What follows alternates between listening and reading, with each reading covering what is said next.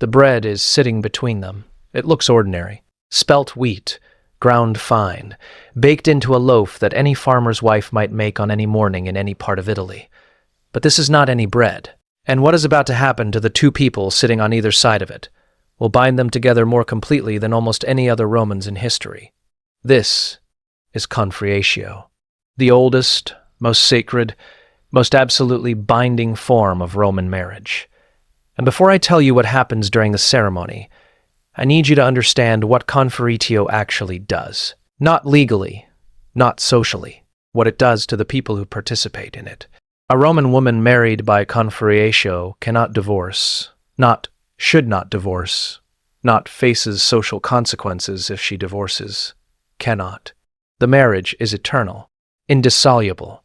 Breaking it would require acts of such complexity and religious danger that only a handful of couples in Roman history ever attempted it. Why? Because confraternio is not a contract between families. It is not an agreement between individuals. It is a sacrament that transforms two people into a single religious entity in the eyes of the gods. The ceremony can only be performed by one person in all of Rome, the Flamen Dialis, the high priest of Jupiter himself. Not a regular priest, not even a particularly holy priest, the specific priest who serves as the living representative of the king of the gods on earth. The Flamen Dialis lives under restrictions that would be unimaginable to modern people. He cannot touch a horse. He cannot look at an army. He cannot sleep away from his own bed for more than 2 nights. He cannot touch raw meat. He cannot walk beneath a vine. His life is so hedged with religious prohibitions that he is essentially a prisoner of his own sanctity. This is the only person who can perform confraternio. This tells you how seriously Rome took this form of marriage. The ceremony requires 10 witnesses. Not 8, not 12, exactly 10. And these cannot be random citizens pulled from the street. They must be members of Rome's oldest patrician families, the aristocracy, the bloodlines that claim descent from Rome's first senators. Why 10 witnesses to watch 2 people share bread? Because what is happening is not a private ceremony. It is a public sacrament that requires the observation of representatives from Rome's founding families. The witnesses are not there to watch. They are there to sanctify through their presence. Their observation makes the marriage valid in ways that transcend human law. Now here is what actually happens. The bride and groom sit facing each other. Between them is a small altar. On the altar sits the bread, spelt bread, panis phareus, the same grain that Rome's first farmers grew. The same bread that has been used in this ceremony since before Rome was a city, since it was just a collection of huts on hills where men who called themselves Latins tried to survive by farming rocky soil. The Flamen Dialis approaches. He wears clothing that marks him as different from every other person in Rome. His apex, the special cap that he can never fully remove, marks the top of his head. His toga is woven in a way that has not changed in 500 years. He is walking history, living tradition. He prays. The prayer is in Latin so old that by the classical period, most Romans could not fully understand it. The language has evolved. The prayer has not. The words he speaks were ancient when the Republic was young. He invokes Jupiter. He invokes Juno. He invokes the household gods who will watch over this new union. He asks them to witness what is about to happen, to sanctify it, to make it permanent. And then the bride and groom break the bread together. They each take a piece. They eat it in front of the Flamen Dialis, in front of the 10 witnesses, in front of the gods. This is the moment. This sharing of sacred bread in the presence of Jupiter's priest transforms them. They are no longer 2 separate people with separate households and separate gods. They are one religious unit. Their gods are shared. Their sacred obligations are shared. Their very existence in the eyes of heaven is now shared. Do you understand what I am telling you? This is not metaphor. This is not symbolic language. Romans believed this literally. The couple who ate that bread together in front of those witnesses under the supervision of that priest had become a single entity in the divine order. The legal consequences follow from the religious reality. A woman married by confraternio enters her husband's manus, his hand. his power. She leaves her father's family completely. She is absorbed into her husband's family so thoroughly that she inherits from his parents as though she were their daughter by blood. She participates in his family's religious rites as though she had been born into them. But here is what the histories often skip past. Here is what gets lost when we talk about manus and legal status and religious transformation. The woman cannot leave. If her husband beats her, she cannot leave. If he humiliates her publicly, she cannot leave. If he takes concubines or slaves to his bed and forces her to manage his children by other women, she cannot leave. If he squanders the family fortune, if he becomes a drunk, if he develops a gambling addiction, if he simply becomes unbearable to live with over the decades of a marriage that will not end until one of them dies, she cannot leave. Confariatio is eternal. The religious transformation cannot be undone without committing an act so offensive to the gods that almost no one would attempt it. There is a ceremony for dissolution called deferiatio, but it is so complex, so expensive, so religiously dangerous that it was almost never performed. By the late Republic, confariatio was dying out. Fewer and fewer couples chose it. Even among the patricians, even among the families who could afford it and had the social connections to arrange it, confaritio was being abandoned in favor of other forms of marriage that allowed for the possibility of divorce. Why? Because Romans were not fools. They understood that binding two people together for life with no possibility of escape was dangerous. They understood that marriages fail, that people become incompatible, that love dies or never existed in the first place, that trapping two people in a union that cannot end produces misery. But confariatio persisted for certain positions, for certain religious offices, because some roles in Roman society required the occupant to be married by confariatio. The flamen dialis himself had to be married by confariatio. The rex sacrarum, the king of sacred rites, had to be married by confaritio. Why? Because these positions required absolute religious purity. They required men who were so completely bound to their wives, so thoroughly merged with them in the eyes of the gods, that their sanctity was unquestionable. And if the wife died, if the confaritio marriage ended through death, the flamen dialis had to resign, immediately. The death of his wife meant the end of the religious union that qualified him for his position. Without her, he was incomplete. Without her, he could not serve Jupiter. Think about what this meant for the women married by confaritio to the flamen dialis. She could not leave. She could not divorce. Her husband's entire career, his religious authority, his identity depended on her remaining alive and married to him. If she died, he lost everything. If she left, which she could not, he would lose everything. She was trapped by the sanctity of her own marriage, held prisoner by the gods themselves. This is what Rome called its most sacred form of marriage. This is what was celebrated as the highest, holiest, most blessed union two people could enter. The complete absorption of one person into another, the total elimination of escape, the transformation of two individuals into a single unit that could not be separated without offending heaven itself. The bread between them looked ordinary, but when they ate it together under the eyes of Jupiter's priest, they were eating their own autonomy. They were consuming the possibility of a future apart. They were making themselves permanent. Rome celebrated this as sacred. I need you to see it as what it actually was. A religious ceremony that trapped people, primarily women, in unions they could never escape regardless of what those unions became over the years and decades that followed. The 10 witnesses watched. The flamen dialis prayed. The couple ate the bread. And the trap closed with the blessing of the gods.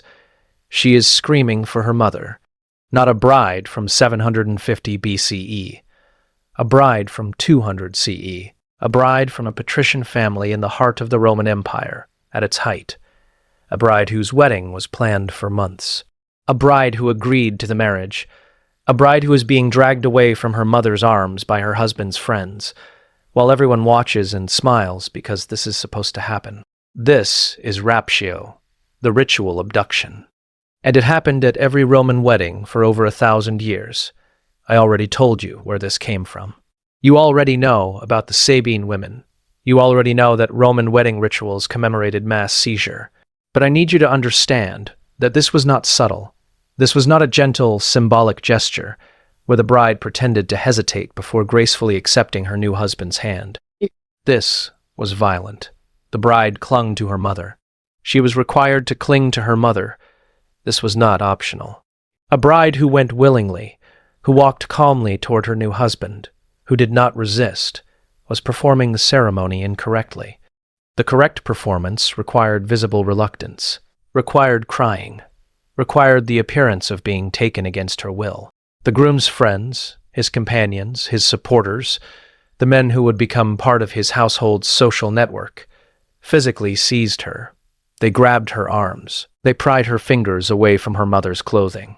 They lifted her off the ground if necessary. They carried her away while she screamed. The mothers wailed. This, too, was required. The mother of the bride was expected to cry out, to reach for her daughter, to appear devastated by the loss. The separation had to look like trauma because the original separation was trauma. Every element of the performance recreated what the Sabine mothers experienced when their daughters were taken. Every gesture commemorated that night. Every scream echoed screams that had been real. But here is what makes this even darker. Here is what the sources reveal when you read them carefully. The line between performance and reality was not always clear.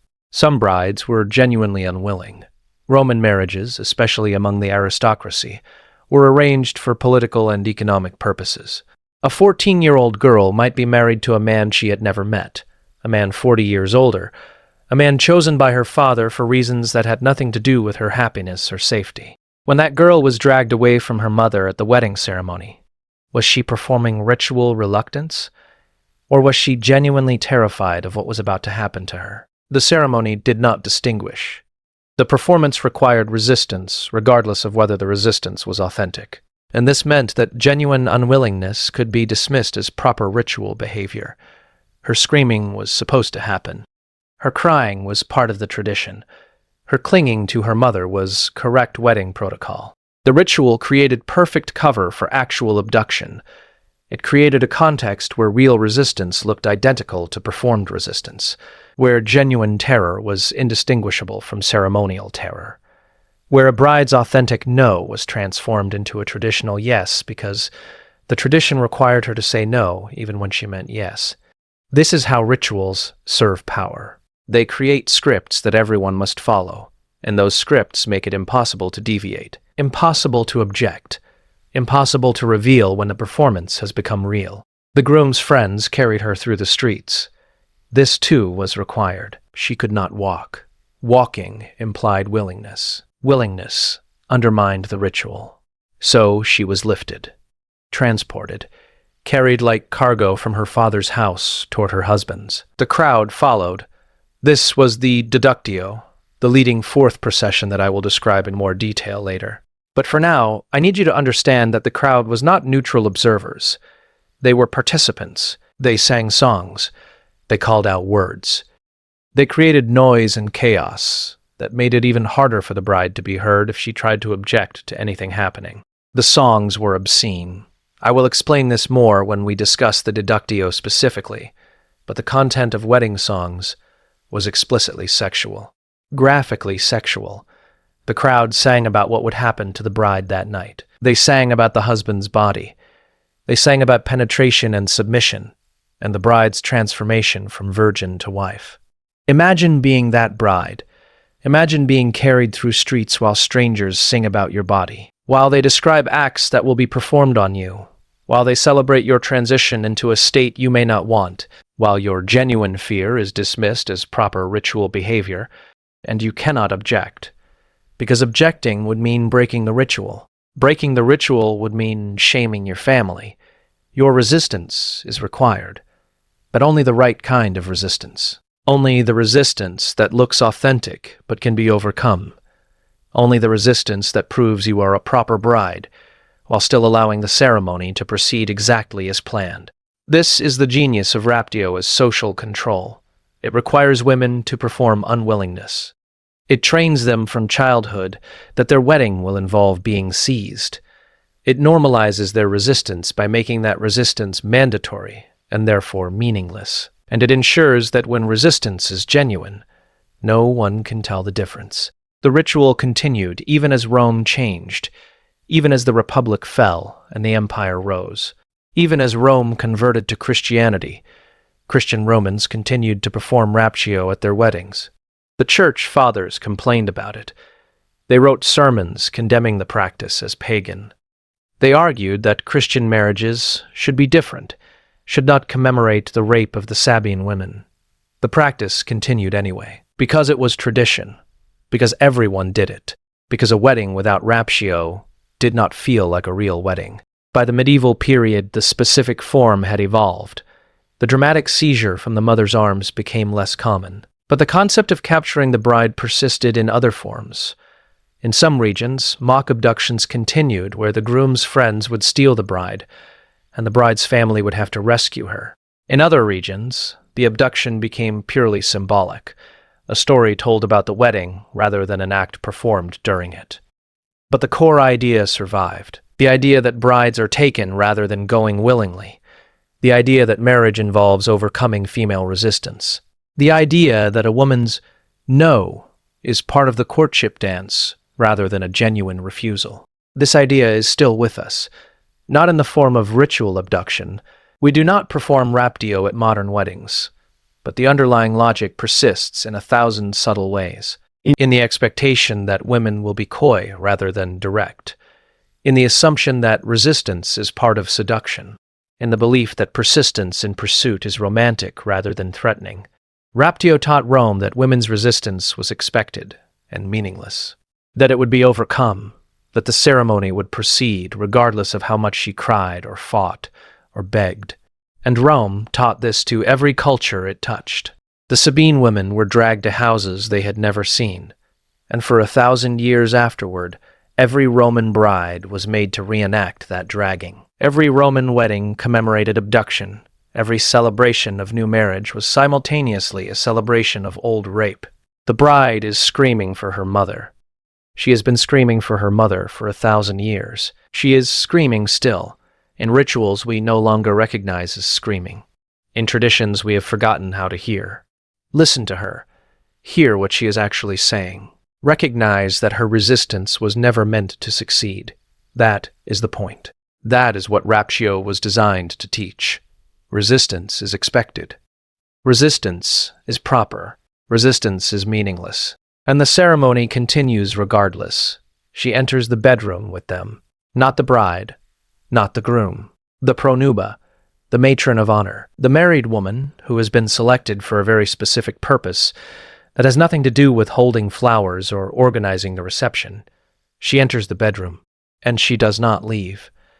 This is the part of Roman weddings that makes modern audiences deeply uncomfortable. This is the detail that gets skipped in most histories.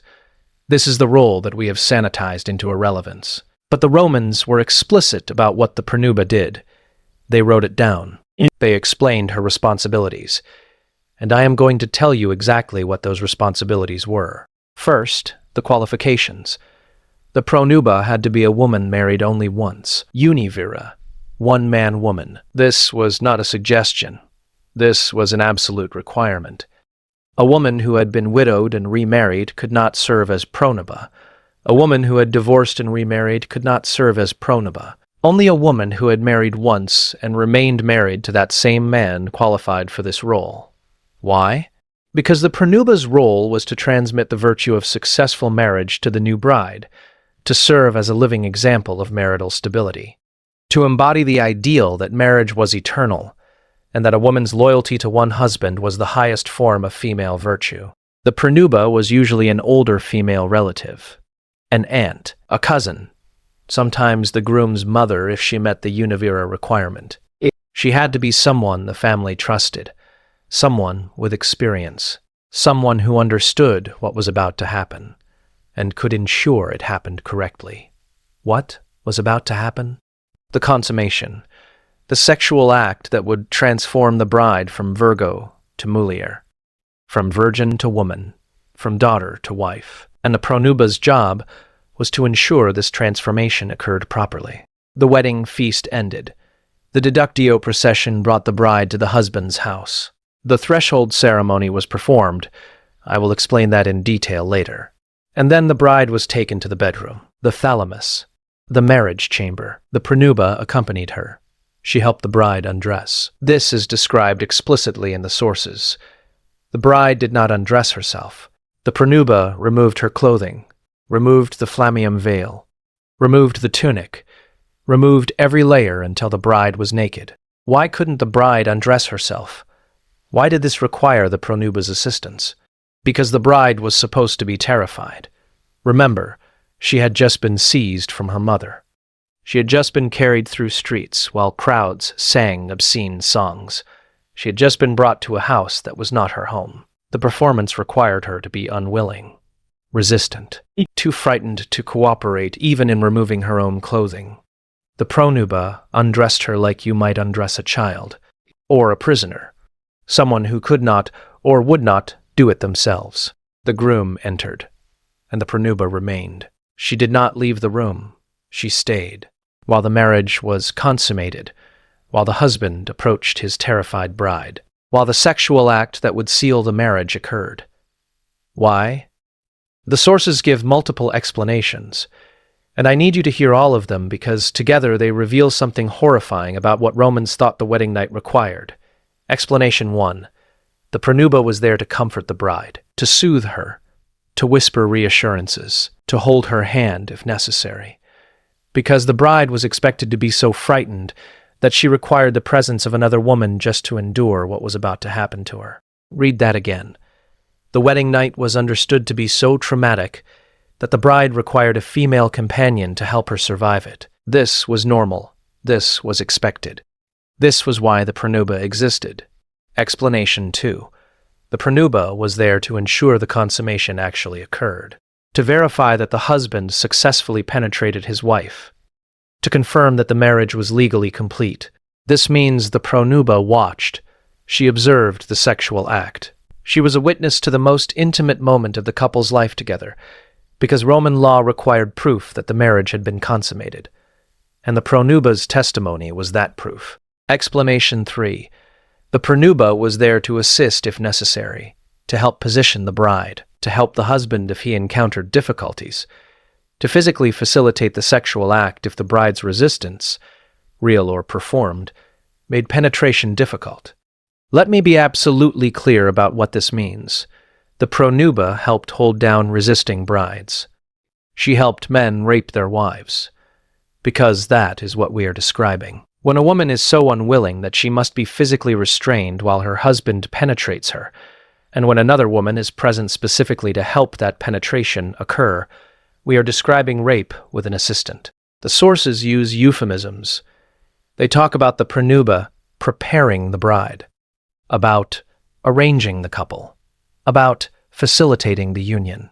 But when you strip away the euphemisms, when you look at what is actually being described, you see a system where wedding nights routinely involved forced sexual contact, and where another woman was present specifically to ensure that force succeeded. Not every wedding night required this level of intervention. Some brides were willing. Some marriages were genuinely consensual even by modern standards. Some couples actually desired each other. But the pranuba's role existed because enough wedding nights required intervention that Roman society formalized the intervention, created an official position for it, made it a standard part of the ceremony. The pranuba was there for the worst cases, for the brides who fought, for the husbands who could not overcome their wives' resistance alone, for the moments when the ritual performance of unwillingness became actual unwillingness and actual unwillingness had to be defeated. After the consummation, the pranuba left. Her job was complete. The bride had been transformed from virgin to wife. The marriage was sealed. The legal requirements were met. The next morning, the bride emerged from the bedroom as a different person in the eyes of Roman law. She was no longer under her father's manus. She was under her husband's. She was no longer part of her birth family's religious rites. She was part of her husband's. She was no longer a sexual innocent. She was a sexual being whose body now belonged to her husband by law. And the pranuba went home to her own husband. To her, one marriage. To the relationship that qualified her to help other girls become wives. Modern people hear about the matron of honor and think it is a sweet tradition, a way to honor a married friend. a role that involves holding the bouquet and signing the marriage license. We have forgotten what the Roman pronuba actually did. We have sanitized the role beyond recognition. We have kept the title and the position while erasing every detail of its original function. But the function was this: a woman who entered the bedroom with the bride and groom, a woman who witnessed and potentially assisted in the consummation, a woman whose presence transformed, forced sexual contact into legitimate marriage. This was normal in Rome. This was expected. This was formalized into ritual. And when we talk about Roman marriage, when we celebrate Roman tradition, when we trace the origins of Western wedding customs back to Roman practice, we need to remember what those practices actually involved. The pronuba enters the bedroom. She helps remove the bride's clothing. She stays while the groom approaches. She assists if the bride resists too effectively. She witnesses the act that seals the marriage. And then she leaves, her duty complete. This is what Roman civilization considered necessary for proper marriage. This is what they built into their most sacred ceremonies. This is what the sources describe without apparent shame or discomfort, because to them, this was simply how weddings worked. The matron of honor at a modern wedding holds flowers. The Roman pronuba held down brides. We remember the position. We have forgotten what it was for. Remember it now. Remember what she did. Remember that for centuries, Roman wedding nights included a third person whose job was to ensure the bride's resistance failed. She enters the bedroom with them. This is not metaphor. This is not exaggeration. This is what the sources describe. This is what happened. This is what Rome required for marriage to be real. The animal is still alive when they cut it open. This is not a figure of speech. This is not a metaphor about sacrifice or commitment or the death of old identities. This is literal.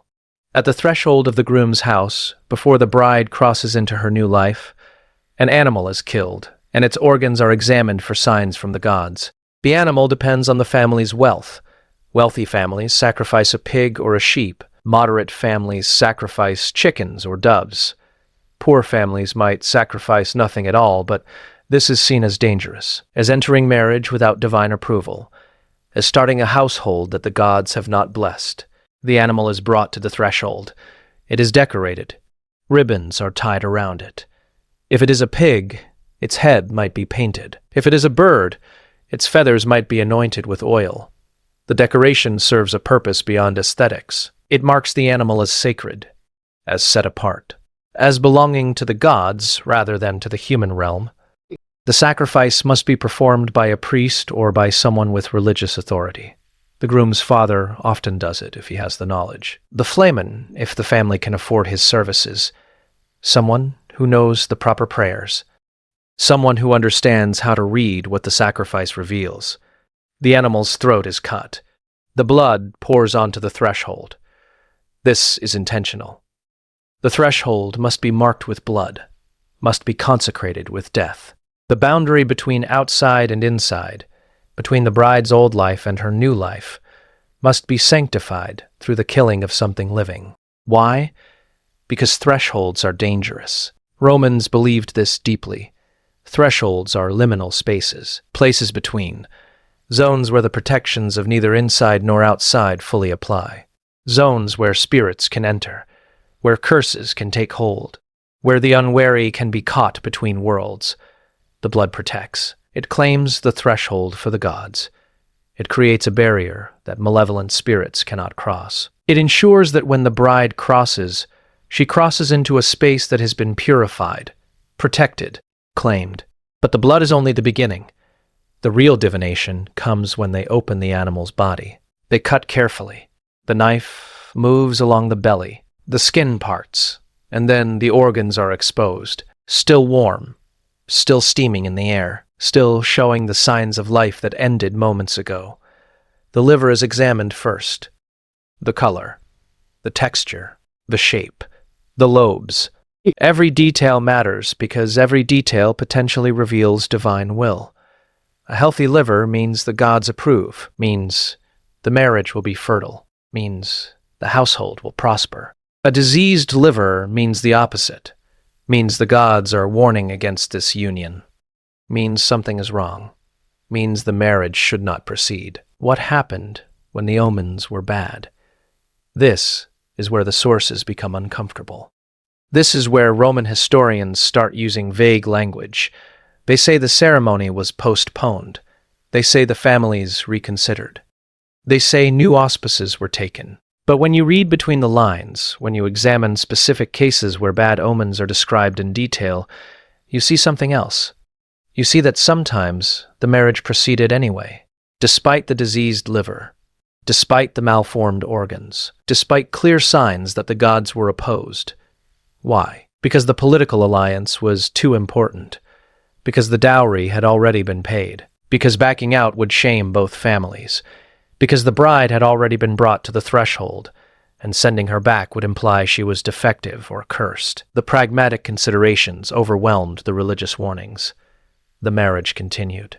And if it later failed, if the wife proved barren, if the husband died young, if the household fell into poverty, everyone remembered the bad omens.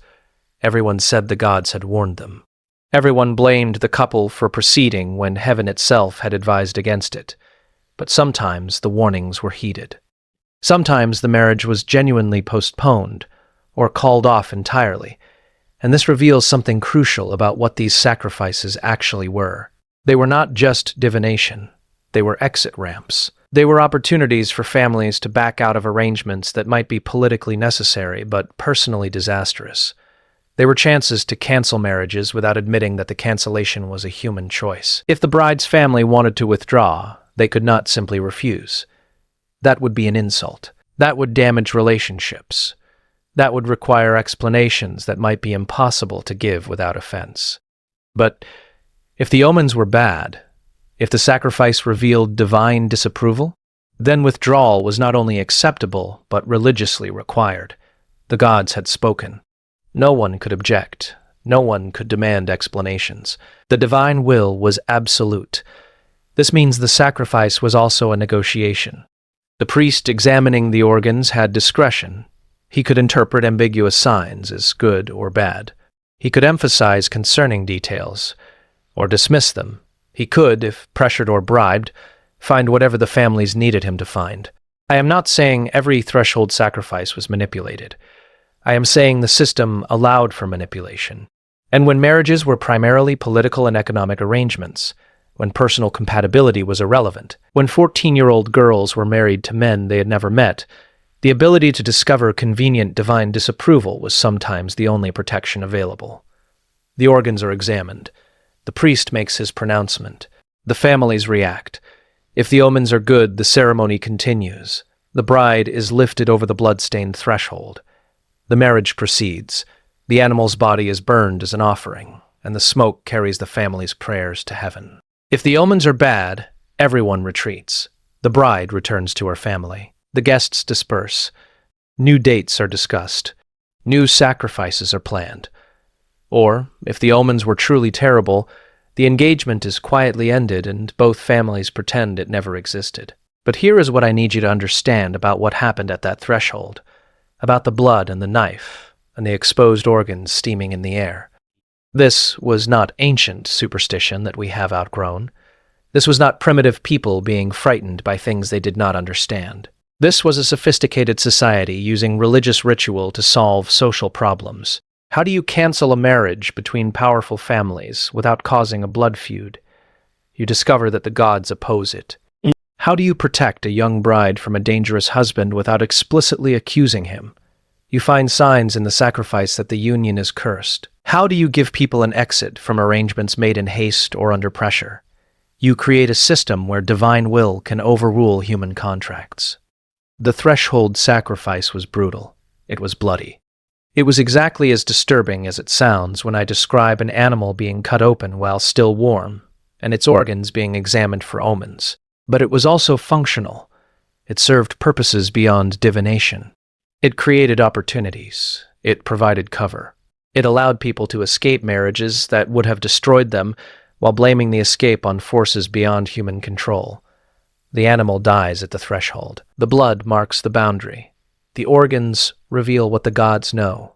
And sometimes, If the priest is sympathetic or has been convinced to look carefully, the organs reveal what the bride's family desperately needs them to reveal: that the gods say no, that heaven itself opposes this union, that the marriage must not proceed. The blood on the threshold protected more than just the physical house. Sometimes it protected the bride herself from marriages that would have broken her, from futures that the sacrifice revealed would be disasters. Not always, not often enough, but sometimes. And in a society where women had almost no control over their own marriages, where their fathers chose their husbands and their objections were irrelevant, sometimes the blood sacrifice at the threshold was the only voice that spoke louder than political necessity. The animal is killed. The organs are examined. The priest speaks. And occasionally, just occasionally, what he says is, "No. This is what happened at the threshold. This is what the blood meant. This is what we have forgotten when we talk about Roman marriage as though it were romantic or civilized or something to celebrate." They killed animals on the doorstep and read their organs for permission to proceed. And when the organs said to stop, sometimes they actually stopped, not because they respected the bride's wishes, but because they feared the gods more than they valued the alliance. The animal's blood protected the threshold. Sometimes it protected the bride. Sometimes it saved her from crossing into a life that would have destroyed her. And sometimes the protection failed. The organs looked healthy. The priest gave his approval.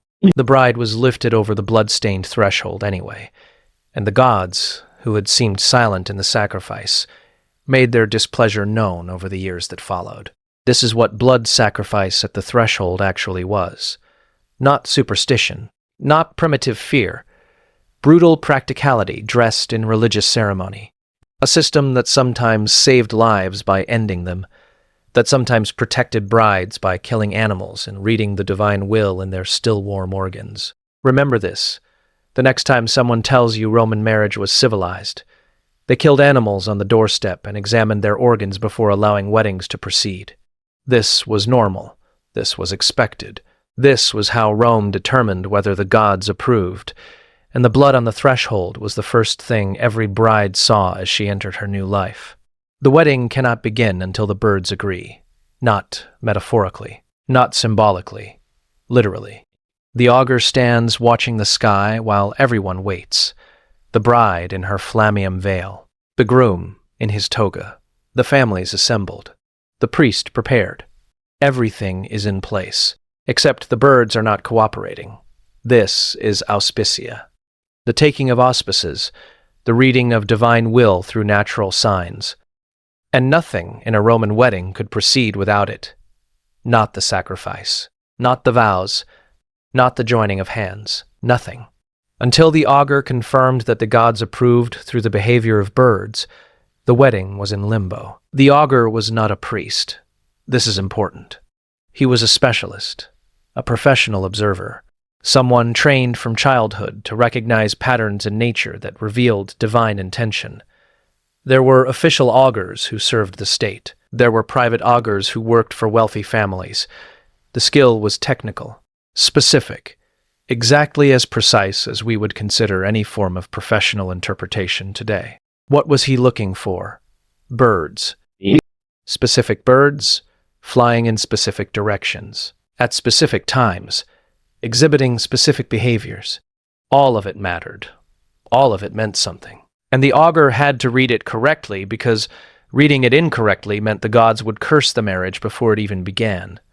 The most favorable sign was eagles. If an eagle flew from left to right across the augur's field of vision, the marriage was blessed at the highest level.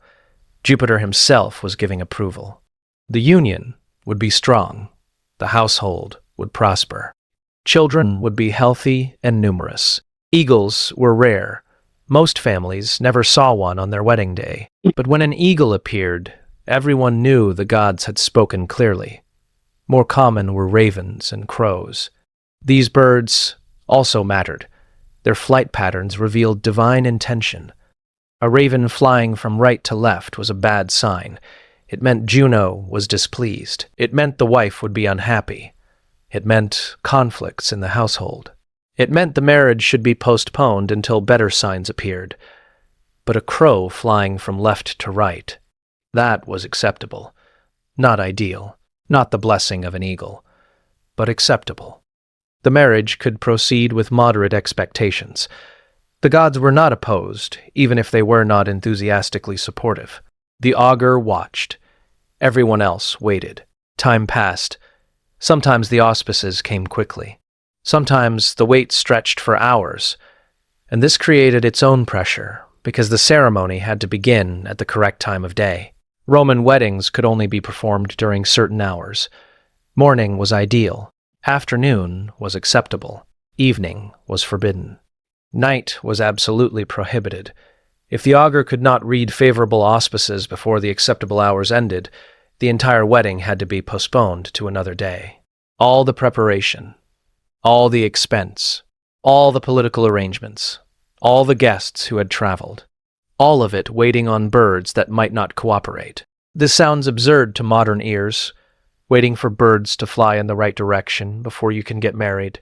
But Romans were deadly serious about this. Marriages performed without proper auspices were invalid, not just religiously invalid, legally invalid. Children born from such marriages were illegitimate. Property transfers were void. The entire legal structure of the union was nullified if the auspices were not taken correctly. There are recorded cases of marriages being challenged decades later on the grounds that the original auspices were improper, that the augur had made mistakes, that the birds had been misread. And if the challenge succeeded, the marriage was retroactively annulled. Children lost their inheritance rights. The wife lost her legal status. Everything unraveled because someone proved the birds had been flying in the wrong direction 40 years earlier. But birds were not the only signs the augur read. Lightning mattered. Thunder mattered. Any unusual natural phenomenon mattered. Lightning on the left side? Bad. The marriage would end in tragedy. Lightning on the right side? Good. The household would be protected by divine power. But what counted as left and right depended on where the augur was standing. His orientation created the sacred geography. His position determined which direction was favorable. This gave the augur enormous power. He could adjust his position. He could wait for signs that supported what the families wanted. He could interpret ambiguous phenomena in whatever way served the situation. A bird flies across the sky. Is it a crow or a raven? From certain distances, they look similar. The augur makes the call. Is it flying left to right or right to left? Depending on where he stands, the direction changes. The augur chooses his position. Thunder rumbles in the distance. Is it on the favorable side or the unfavorable side? The augur determines the geography. The augur makes the pronouncement. I am not suggesting every augur was corrupt. I am saying the system allowed for interpretation. And interpretation meant discretion. And discretion meant the augur could find what he was looking for, if he knew what the families needed. This matters because auspices, like threshold sacrifices, served purposes beyond divination. They were exit ramps. They were opportunities to delay or cancel marriages, without admitting human agency. A powerful family wants to withdraw from an engagement, but cannot do so without political consequences. The augur cannot find favorable auspices. The birds are not cooperating. The gods have not given their blessing. The delay is unfortunate but necessary. No one can object because no one can argue with the divine will as revealed through natural signs. A girl's family wants to protect her from a dangerous match. The auspices are consistently unfavorable. Week after week, the augur cannot get the signs needed to proceed. Eventually, the groom's family takes the hint. The engagement quietly ends. The girl is spared, and everyone blames the birds. But auspices could also be weaponized in the opposite direction. An augur bribed or pressured by the groom's family could find favorable signs no matter what actually appeared in the sky. He could declare the birds were flying correctly even when they were not. He could pronounce divine approval even when the natural signs suggested divine opposition. This meant that auspices protected some people while failing others. The wealthy could ensure favorable readings. The powerful could pressure augurs. The connected could find specialists who would see what needed to be seen. The poor and the powerless, they got whatever signs actually appeared. Their augurs could not be bribed because they could not afford augurs who could be bribed. Their readings were honest because they had no leverage to make them otherwise. This created a system where the gods seemed to favor the wealthy, where divine approval appeared to follow political power, where heaven itself seemed to bless advantageous marriages and oppose disadvantageous ones in patterns that suspiciously aligned with human interests. Romans noticed this. They were not fools. They understood that augury could be manipulated. They made jokes about it. They wrote satirical poems about augurs who saw whatever they were paid to see. But they continued to require auspices anyway. Why? Because even manipulated divination served a function. It created a language for negotiation. It provided cover for necessary delays. It allowed people to change their minds without losing face. And sometimes, not often, but sometimes, the auspices revealed something genuine, something no one expected, signs so clear that even a bribed augur could not pretend they meant something different. A wedding day arrives. Everything is prepared. The families are assembled. The augur takes his position to read the signs.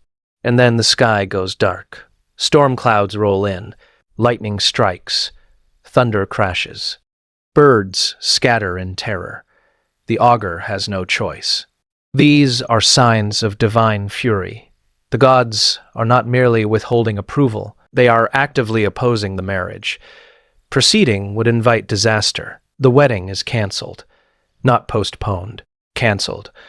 Because when the gods speak that clearly, even the most corrupt augur cannot pretend he did not hear. This happened, not frequently, but it happened. And when it happened, everyone remembered. Everyone told the story, because it proved that auspices were not merely theater, that sometimes the divine actually intervened, that the system, despite all its manipulation and corruption, occasionally allowed heaven to speak louder than human intention. The augur watches the sky. The families wait. The birds fly or do not fly. The signs appear or do not appear. And eventually, the augur makes his pronouncement. The gods approve.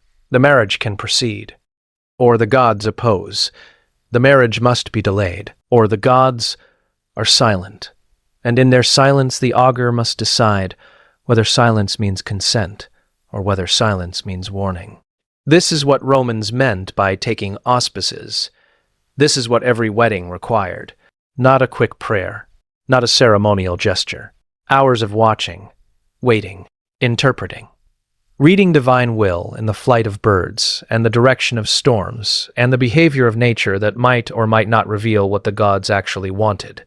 And when the auspices were finally favorable, when the signs finally aligned, when the augur finally gave his approval, the wedding could begin with the knowledge that the gods had been consulted, that heaven had spoken, that the marriage had divine blessing, or at least that the birds had flown in the right direction. Whether the gods had anything to do with it was between the augur and his conscience. The birds fly, the augur watches, the families wait, and the wedding hangs suspended between earth and heaven, between human intention and divine will, between what people want and what the gods might permit. This is what it meant to require auspices. This is what Romans believed was necessary before any marriage could begin. Not because they were primitive, not because they were superstitious, because they understood that marriages were dangerous, that binding two people together created ripples that affected entire families, entire communities, entire futures. And they wanted confirmation that the gods, who saw further than humans could see, agreed that this binding should occur. The birds carry the message. The augur reads it. And then, finally, after all the watching and waiting and interpreting, the wedding can begin. Or it cannot. And everyone goes home. And the families try again another day when the birds might be more cooperative. This is auspicia. This is what Rome required. This is how seriously they took the idea that marriage needed divine approval. The wedding cannot begin until the birds agree. This was not metaphor. This was Roman law. This was the foundation of every legitimate marriage for 1,000 years. Watch the sky. Wait for the sign. pray that the birds fly correctly, and hope that when the augur makes his pronouncement, what he sees in the heavens aligns with what you need to happen on earth. The father is holding his daughter's hand. This is the last time he will hold it as her father. In a few moments, he will place it in another man's hand. And when he does, she will cease to be his daughter in any legal sense that Rome recognizes. This is tutela, the transfer of guardianship, and it is not symbolic. It is not emotional. It is not a father walking his daughter down the aisle while everyone cries happy tears. This is a legal ceremony that literally transfers ownership of a human being from one man to another. The word tutela comes from tuere, to watch, to guard, to protect, but it means something more specific in Roman law. It means the absolute legal authority one person holds over another, the power to make decisions, to control property, to determine the course of another person's life. Every Roman woman lived under tutela. If she was unmarried, her father held it. If he was dead, her closest male relative held it. If she had no male relatives, the state appointed a guardian. She could not escape it. She could not age out of it. A Roman woman could be 60 years old, the mother of grown children, a successful business owner, and she would still be under the tutela of some man. But marriage transferred tutela from the father to the husband, and the ceremony of transfer was explicit, deliberate, impossible to misunderstand. The father spoke first. The exact words varied by region and time period, but the oldest formula went like this: I give this woman to you to be your wife according to ancestral custom. Not, I give my daughter away. Not, I bless this union.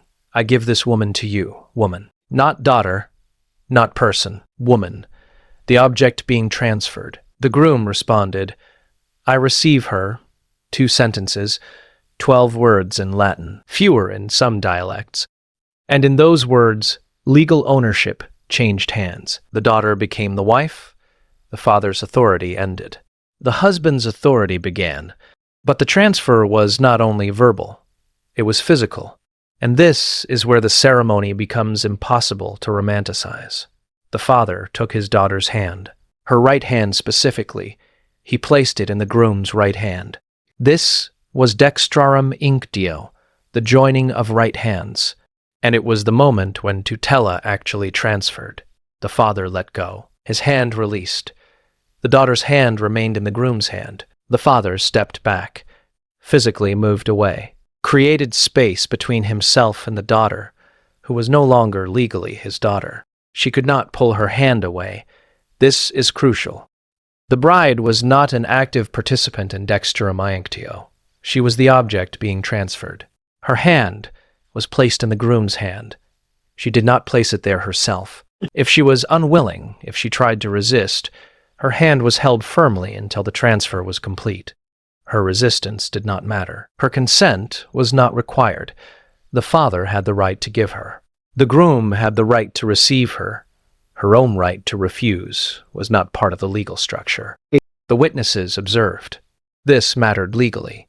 The transfer of tutela required witnesses who could later testify that it had occurred properly, that the words were spoken correctly, that the hands were joined, that the father relinquished authority and the groom assumed it. Usually the same 10 witnesses who observed the entire ceremony, the same men who would later testify to the marriage's validity if it was ever challenged, the same observers who made the private ceremony a public legal fact. But there was more to the transfer than just the hands and the words. There was a question of property, because women brought dowries to marriages, and the dowry was part of what was being transferred. The dowry discussion happened before the wedding, sometimes months before. The families negotiated. The father offered property, land, money, slaves, goods. The groom's family evaluated the offer. They negotiated the terms. They determined what the woman was worth to them. By the wedding day, the dowry agreement was already finalized, but the transfer of tutela included authority over that dowry.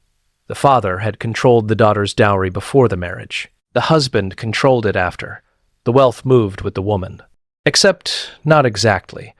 This is where Roman law becomes complicated in ways that reveal how Romans thought about women and property.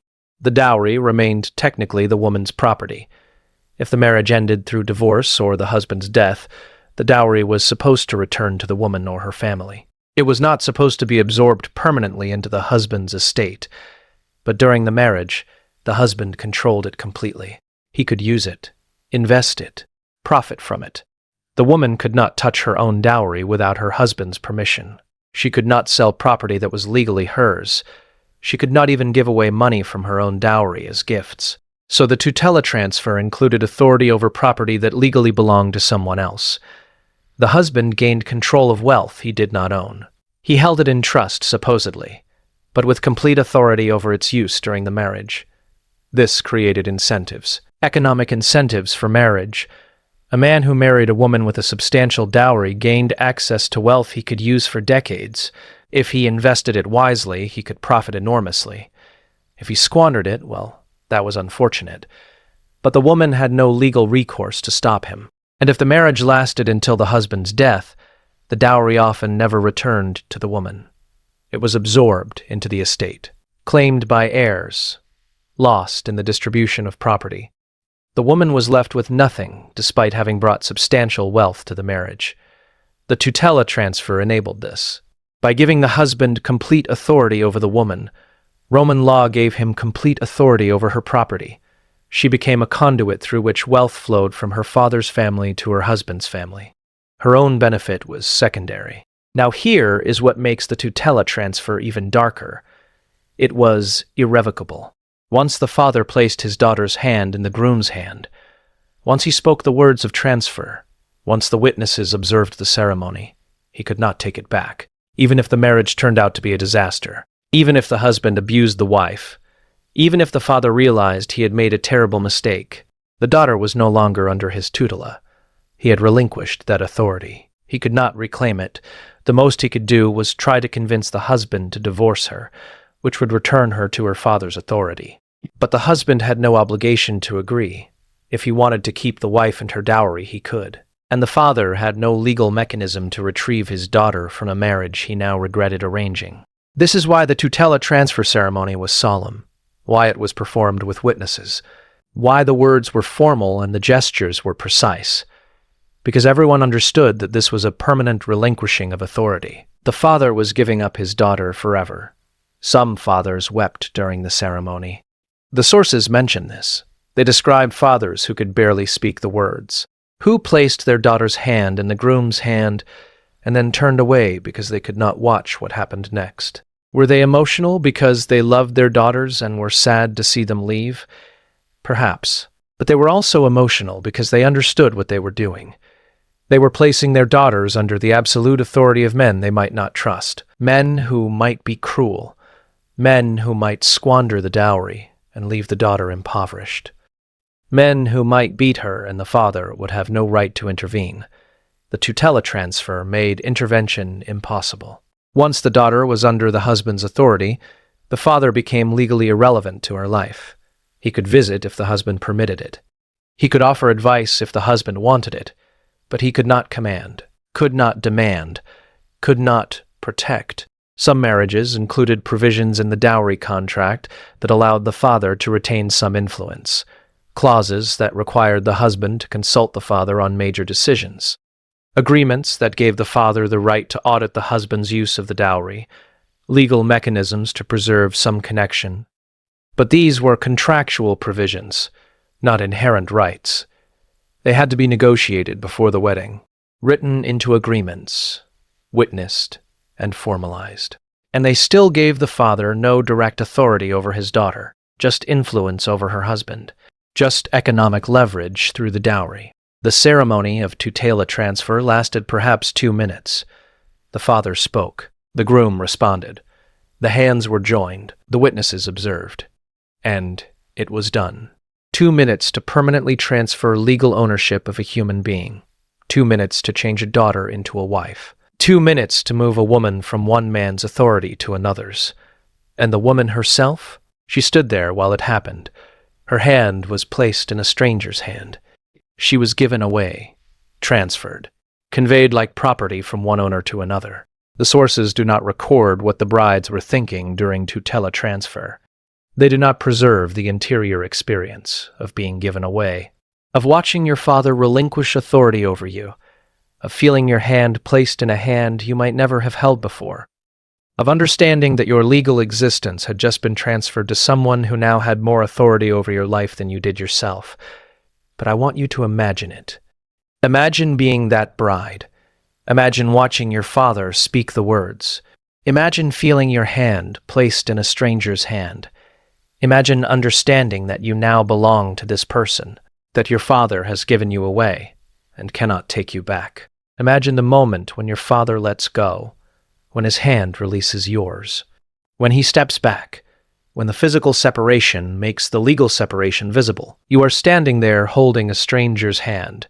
Your father is walking away. The witnesses are nodding. The ceremony is continuing. And you have just been transferred like property from one man to another. This is tutela. This is what the transfer actually was. Not a father giving his daughter away in a sweet ceremony. Not a blessing or a gift or a symbolic gesture. A legal transfer of ownership, executed with witnesses, formalized through specific words and gestures. Irrevocable once complete. The father held his daughter's hand for the last time as her guardian. He placed it in the groom's hand. He spoke the words of transfer. He let go. He stepped back, and his daughter became another man's legal property. This happened at every Roman wedding. This was required. This was how Rome structured marriage, as the transfer of women from fathers to husbands, as the permanent relinquishing of parental authority, as the creation of new legal ownership. The next time someone tells you that fathers giving away brides is a sweet tradition, remember tutela. Remember that the tradition comes from a legal ceremony that literally transferred ownership of human beings, that the symbolic gesture we still perform at weddings today is the descendant of a property transfer. The father gives away the bride. He has been giving away the bride for 2,000 years, not because he loves her, not because he blesses the union, because Roman law required him to formally relinquish ownership so the husband could assume it. This is where the tradition comes from. This is what it meant. This is what we are still reenacting when fathers walk daughters down aisles and place their hands in groom's hands. The tutela transfer, the giving of the woman, the permanent relinquishing of one man's authority so another man's authority could begin. The father lets go. The daughter is no longer his. She belongs to her husband now. The law has been satisfied. The transfer is complete, and she cannot go back. The veil is the color of fire, not white, not ivory, not any of the pale shades we associate with modern brides. The Roman bride's veil, the flammeum, was bright orange-red, the color of flames, the color of blood, the color that marked her as a woman being transformed through ritual fire. The flammeum covered her completely, not just her hair, not just her face. The veil draped from the crown of her head to her feet. It enveloped her, transformed her into a moving pillar of flame-colored fabric, made her barely recognizable as a human being. This was intentional. The bride was supposed to be hidden, obscured, made mysterious and strange, because the flammeum marked her as a liminal being, someone between states. No longer a daughter, not yet a wife. Caught in the dangerous space between identities, the color was specific. Romans called it luteus, flame yellow or saffron-colored. Modern scholars debate the exact shade, but all sources agree it was bright, vivid, impossible to miss. A bride in her flammeum could be seen from a great distance, could be identified immediately as a woman in the process of transformation. Why this color? Why not white, which we now consider the color of purity and innocence? Because Romans did not associate marriage with purity. They associated it with fire, with transformation through burning, with the dangerous process of changing from one state to another through heat and flame. Fire purified. Fire also destroyed. Fire transformed base materials into something new. Fire was the tool of smiths who shaped metal. Fire was the element that turned raw food into meals. Fire was what humans used to change the world. And fire was what transformed girls into wives. The flammeum made this transformation visible. The bride wore flame itself. She was wrapped in the color of burning. She carried the visual symbolism of transformation through fire everywhere she went during the wedding ceremony. But there was more to the flamium than just symbolism.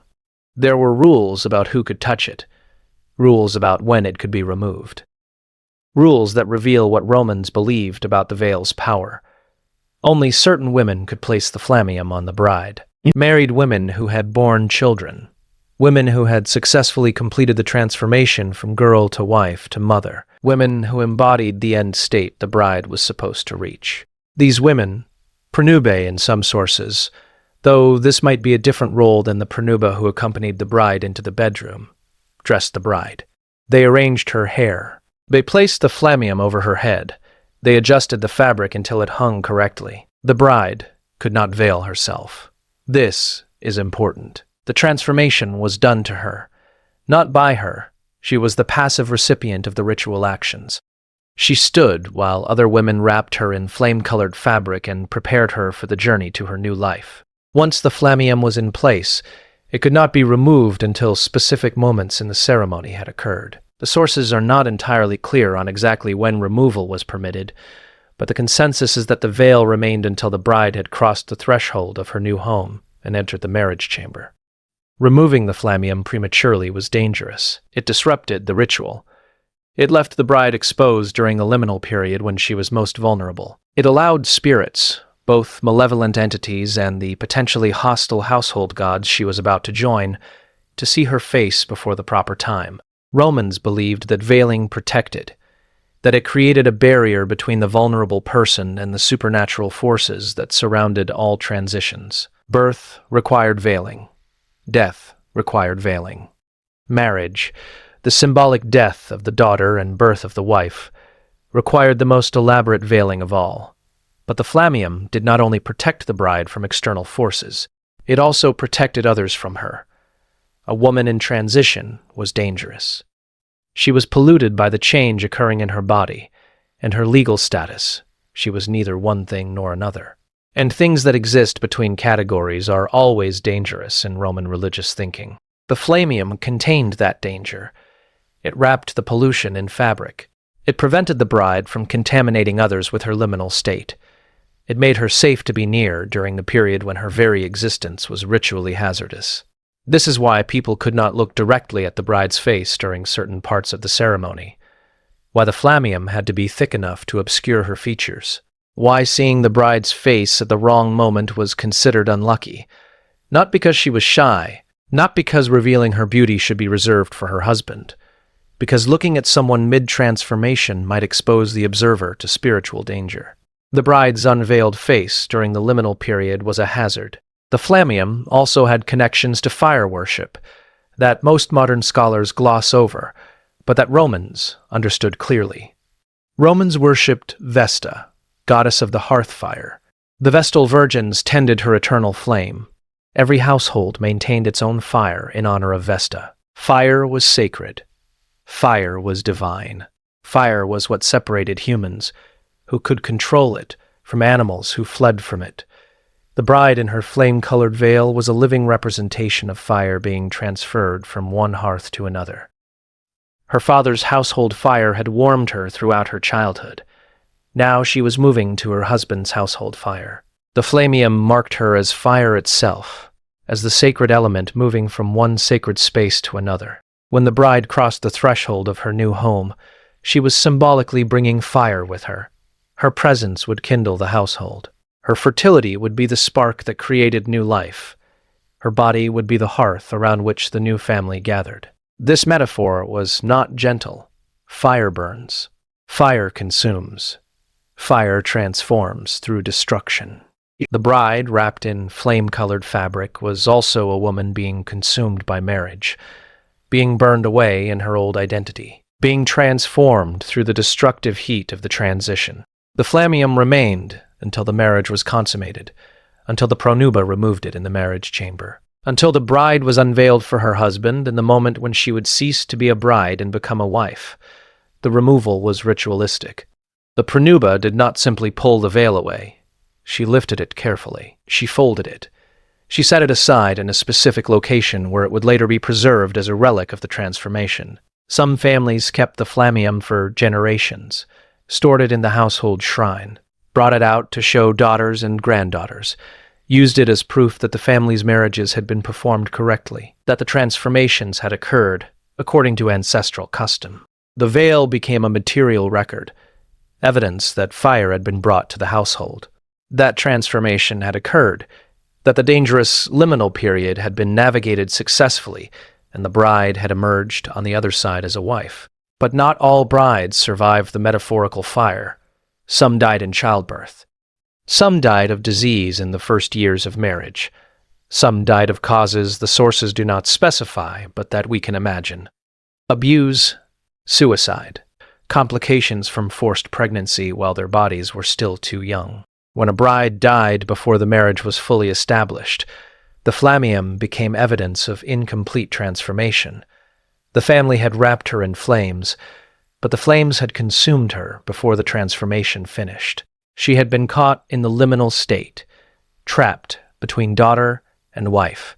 These flammiums were sometimes burned, destroyed, erased, because keeping the veil of a woman who died before becoming a proper wife was unlucky. It suggested the transformation could fail, that fire could destroy rather than purify, that wrapping girls in symbolic flames might actually burn them. But successful flammiums, veils from women who survived to become wives and mothers, were treasured. They proved that transformation was possible. That fire could purify without destroying. That girls could become women through ritual burning and emerge alive on the other side. The flame-colored veil wrapped around the bride. She could barely see through it, could barely breathe through it, stood wrapped in fabric the color of fire, while strangers sang songs about her body and her future and what would be done to her that night. She wore transformation itself, wore danger, wore the visible symbol of a process that might kill her or might make her, that might consume her completely or might forge her into something new. This is the flammium.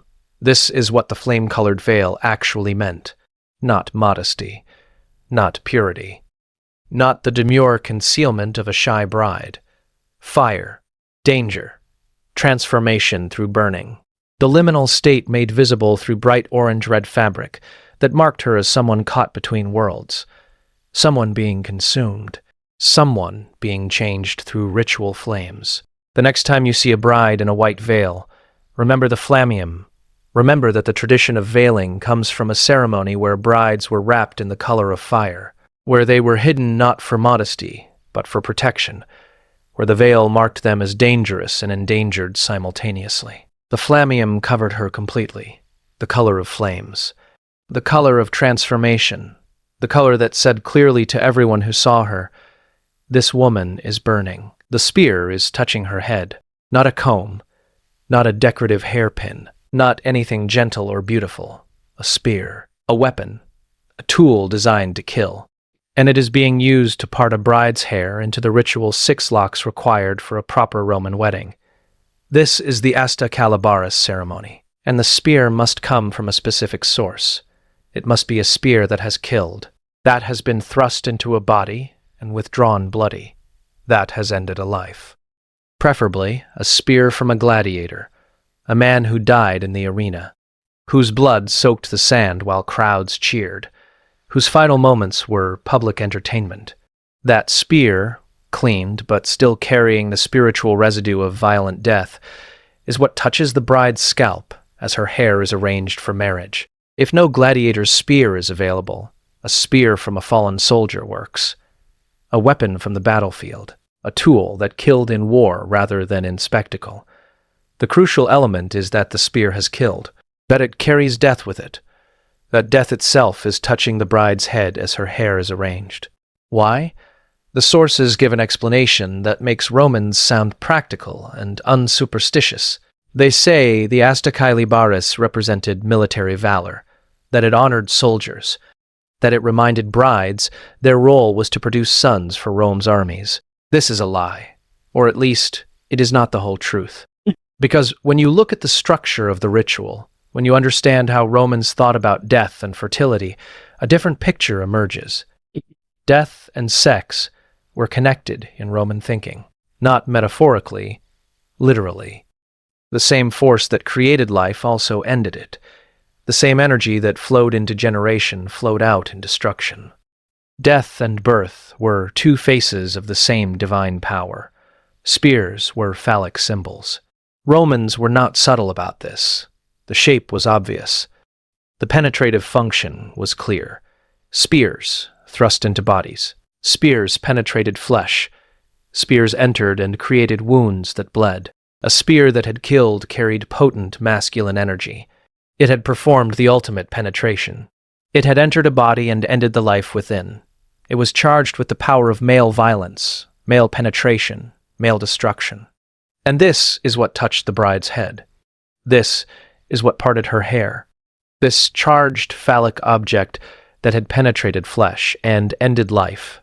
The ritual was transferring power, taking the death-dealing energy of the spear, the masculine violence, the penetrative force, the power to enter bodies and change them permanently, and applying it to the bride's fertility.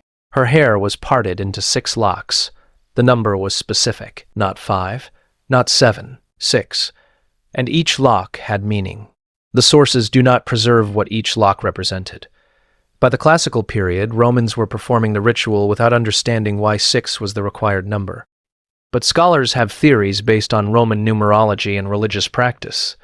6 was connected to Venus, goddess of sexual love, goddess of fertility, goddess of desire. 6 was her number, and dividing the bride's hair into 6 locks dedicated her head, and by extension, her fertility, to Venus. The spear that had killed was being used to arrange the bride's hair in a pattern that invoked the goddess of sex and reproduction. Death was being transmuted into fertility. Violence was being channeled into generation. The weapon that ended life was preparing the bride to create it. The ritual was performed by specific women, the same category of women who placed the flammium, married women who had successfully borne children, women who embodied completed fertility, women whose bodies had done what the bride's body would be required to do. These women took the hasta calibaris. They held the spear carefully. They used its point, the same point that had pierced flesh and drawn blood, to section the bride's hair, to create the 6 locks, to arrange her in the pattern that Venus required. The bride sat motionless during this. She was not allowed to touch the spear herself. She could not participate in arranging her own hair. She was the passive recipient, the object being acted upon, the body being prepared for its future function. Imagine being that bride. Imagine feeling the cold metal against your scalp. Imagine knowing that this spear had killed someone, that it had entered a body and ended a life, that death itself was touching your head. Imagine understanding that this was supposed to make you fertile, that the same energy that had flowed out of the spear into a dying man was now supposed to flow into you. That violence and generation were being mixed together, that your fertility was being invoked through a weapon. The ritual acknowledged something that modern weddings try to hide, that marriage was violent, that sex was penetrative, that fertility required the invasion of the woman's body by the man's, that creation and destruction were two sides of the same force. The spear made this visible, made it explicit, took the violence that marriage attempted to domesticate and brought it directly into the ceremony, said clearly, "This is what is about to happen. This is what your body will experience. Penetration. Invasion. The entering of something that will change you permanently. And if you survive it, you will create life. If you survive the penetration, the pregnancy, the birth, you will have transformed death energy into living children. You will have taken masculine violence and turned it into generation." The Asta Calibaris ritual lasted perhaps 5 minutes. The women worked carefully. The spear parted the hair. 6 locks were created. The bride sat motionless, a weapon touching her head, death energy flowing into her scalp. And then the spear was removed. Set aside, returned to wherever it was stored between weddings. The bride's hair remained in the 6 locks. The pattern would last throughout the ceremony. Physical evidence that death had touched her, and she was now prepared for fertility. Some families kept their hasta for generations, the same spear used on daughters and granddaughters, the same weapon touching the heads of women across decades. The original killing became diluted over time. The spear had killed once, 100 years ago, but it still carried that death, still transferred that energy, still invoked the connection between violence and fertility. Other families had to borrow spears. They did not own weapons.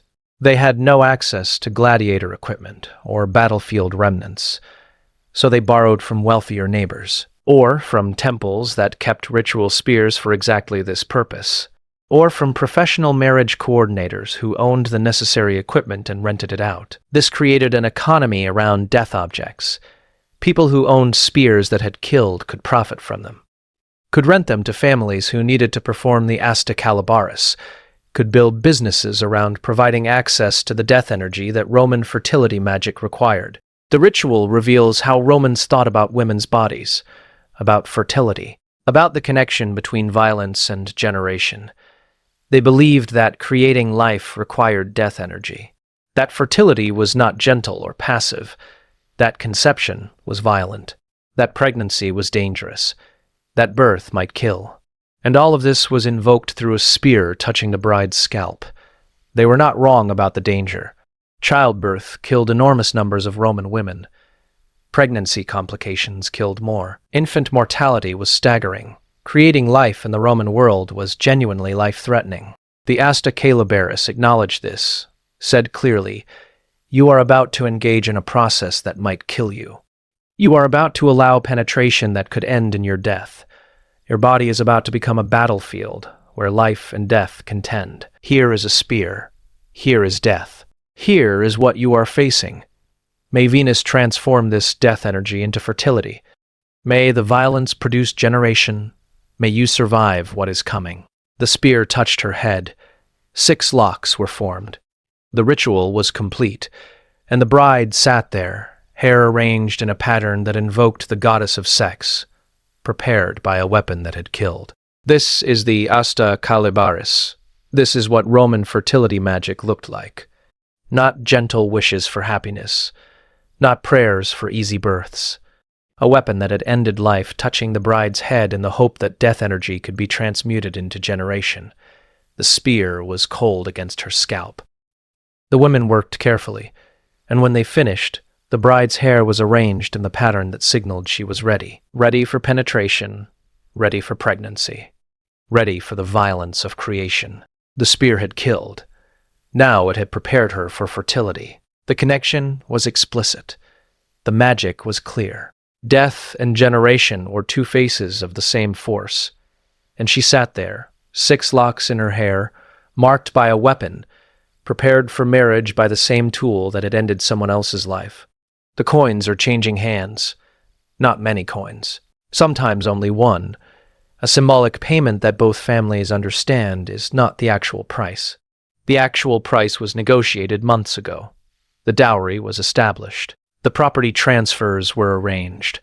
The economic dimensions of this marriage were settled long before anyone gathered for a ceremony.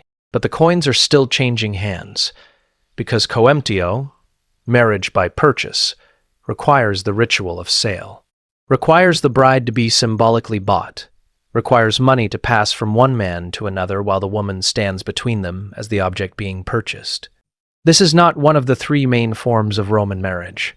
Confariatio was the highest, the most sacred, the most binding. Usus was marriage by cohabitation. Living together for a year created legal marriage whether or not any ceremony occurred. Coemptio was the 3rd option, marriage by symbolic purchase, and it reveals exactly how Romans thought about women and property, and the relationship between the two. The ceremony used the same legal procedure as any other property sale, the same formal language, the same ritual gestures, the same requirements for witnesses. Everything about coemptio was designed to make clear that a woman was being sold, like a slave, or a piece of land, or livestock. The groom held a coin, usually bronze, the as, Rome's oldest form of currency, sometimes an as, the standard unit, sometimes just a fragment of bronze that represented currency without being actual money that could be spent. He waited. This was required. An actual scale was brought out. The coin was placed on one side. The accuracy of the weight was verified. This seemed absurd for a symbolic payment, but it was legally necessary because the formula for property sale required verification of payment by weight. The weighing recalled Rome's earliest economy. Before minted coins, Romans had used bronze by weight.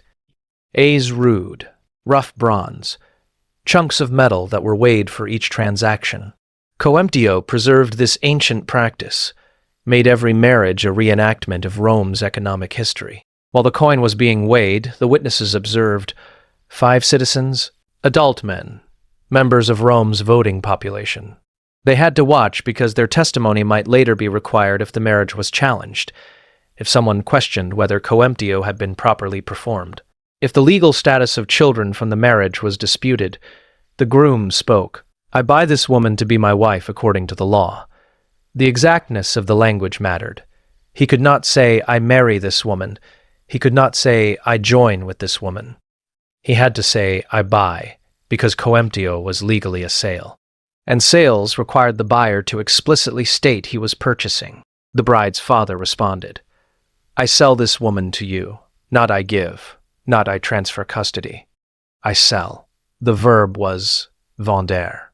To sell, the same verb used for selling slaves, selling land, selling animals. The coin was handed over, from groom to father. Payment received for goods delivered. The father held the coin, accepted it. The transaction was complete. And the woman? She stood there while men negotiated the price of her body, while bronze was weighed, while the language of commercial transaction reduced her to property being exchanged for currency. She could not refuse the sale. Roman law did not require the bride's consent for coemptio. The father had the right to sell. The groom had the right to buy. The woman's wishes were irrelevant to the legal validity of the transaction. This was explicit. This was not hidden or shameful or something Romans were embarrassed about. This was how they structured marriage, as purchase, as sale, as the transfer of a woman from one man's ownership to another's in exchange for payment. The amount was symbolic, yes. One bronze coin was not the actual price of a human being. But the symbolism mattered. The ritual reenacted sale even when everyone knew the real economic exchange had occurred, through the dowry arrangement. The form of purchase was preserved even when the substance had been negotiated differently. Why? Why perform a ritual sale when the actual economics of the marriage were handled separately? Because Romans wanted marriage to be legally clear. They wanted no ambiguity about the wife's status. She was not a partner. She was not an equal. She was purchased property, and the coemptio ritual made this absolutely explicit. The woman who was purchased through coemptio entered her husband's manus, his hand, his power, just as completely as if she had been married through conferatio. The symbolic coin produced the same legal effect as the sacred bread and the prayers of Jupiter's priest. She became part of his family, lost connection to her birth family, could inherit from his parents as though she were their daughter by blood, but could not inherit from her own parents unless specifically named in a will. The purchase severed her legal relationship with her birth family and created a new legal relationship with her husband's family. She could not own property separately from her husband, could not conduct business without his permission, could not leave the marriage without being divorced by him or without his death. The sale was complete. The purchase was permanent. Now here is what makes coemptio particularly revealing about Roman attitudes toward women. The same legal procedure used for coemptio marriage could also be used for other purposes. An adult woman whose father had died might arrange a coemptio with a trusted male friend. He would purchase her. She would enter his manus, and then he would immediately emancipate her, free her from his legal control. This gave the woman a form of limited legal independence, because she was no longer under her father's control and had been released from her purchaser's control. This was called coemptio fiduciae causa, purchase for the sake of trust. It was a legal workaround that allowed some women to achieve a kind of autonomy. But notice what was required. She had to be sold. Even to achieve freedom, she had to first be purchased. Even independence for a Roman woman began with symbolic enslavement. The ritual of coemptio also applied to adoption. A father could sell his son to another family through the same procedure. 3 sales were required to break the father's legal power over a son, but only 1 sale was required to break his power over a daughter. This tells you what Romans thought about the father-daughter relationship.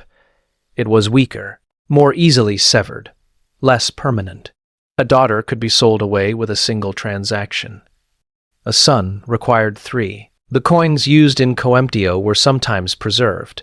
Families kept them as evidence that the marriage had been properly performed, that the sale had occurred legally, that witnesses had observed the weighing and the payment and the transfer. These coins became relics, proof of marriage, physical evidence that could be produced if the union was ever challenged, if someone questioned the wife's status, if there was a dispute about inheritance, if children's legitimacy was doubted. The coin that purchased the wife became the coin that proved her children were legitimate. The bronze that bought her became the bronze that established their rights. Some of these coemptio coins survive in museums today. Small bronze pieces, worn smooth by handling, weighed and exchanged 2,000 years ago in ceremonies where women were purchased. We display them as artifacts, as evidence of Roman marriage practices, as interesting historical objects that tell us about ancient economy and law. We do not display them as what they actually are: receipts for the sale of human beings, physical evidence that women were purchased, that marriage was commercial transaction, that Roman law equated wives with property that could be bought and sold. The coemptio ceremony lasted perhaps 10 minutes. The coin was weighed, the words were spoken, the payment was transferred, the witnesses observed, the woman was sold. 10 minutes to transform a daughter into purchased property. 10 minutes to legally equate a human being with a slave or a cow or a piece of land. 10 minutes to make absolutely clear that marriage was ownership and wives were owned. This is coemptio. This is one of the 3 recognized forms of Roman marriage. This is what Rome considered a legitimate way to create a legal union. Not love, not partnership, not mutual consent, purchase. The transfer of a woman from her father's ownership to her husband's ownership, in exchange for symbolic payment that referenced Rome's economic history while enacting its present legal reality. The coins changed hands. The woman was sold. The marriage was complete. And everyone involved understood exactly what had just happened. A commercial transaction. A legal sale. A human being purchased and transferred to new ownership. This is what Roman marriage could be. This is what Roman law permitted. This is what Roman civilization celebrated as legitimate and proper and legally binding. The coins are changing hands. The woman is being sold. And Rome called this marriage. The torches are lit even though the sun has not set. This is the deductio, the leading forth, the procession that takes the bride from her father's house to her husband's house, while crowds follow and songs are sung and torches blaze in broad daylight. 5 torches minimum, sometimes dozens. Sometimes so many that the procession looks like a river of fire flowing through Roman streets. The light unnecessary. The heat uncomfortable. The smoke stinging eyes and lungs. But the torches must burn.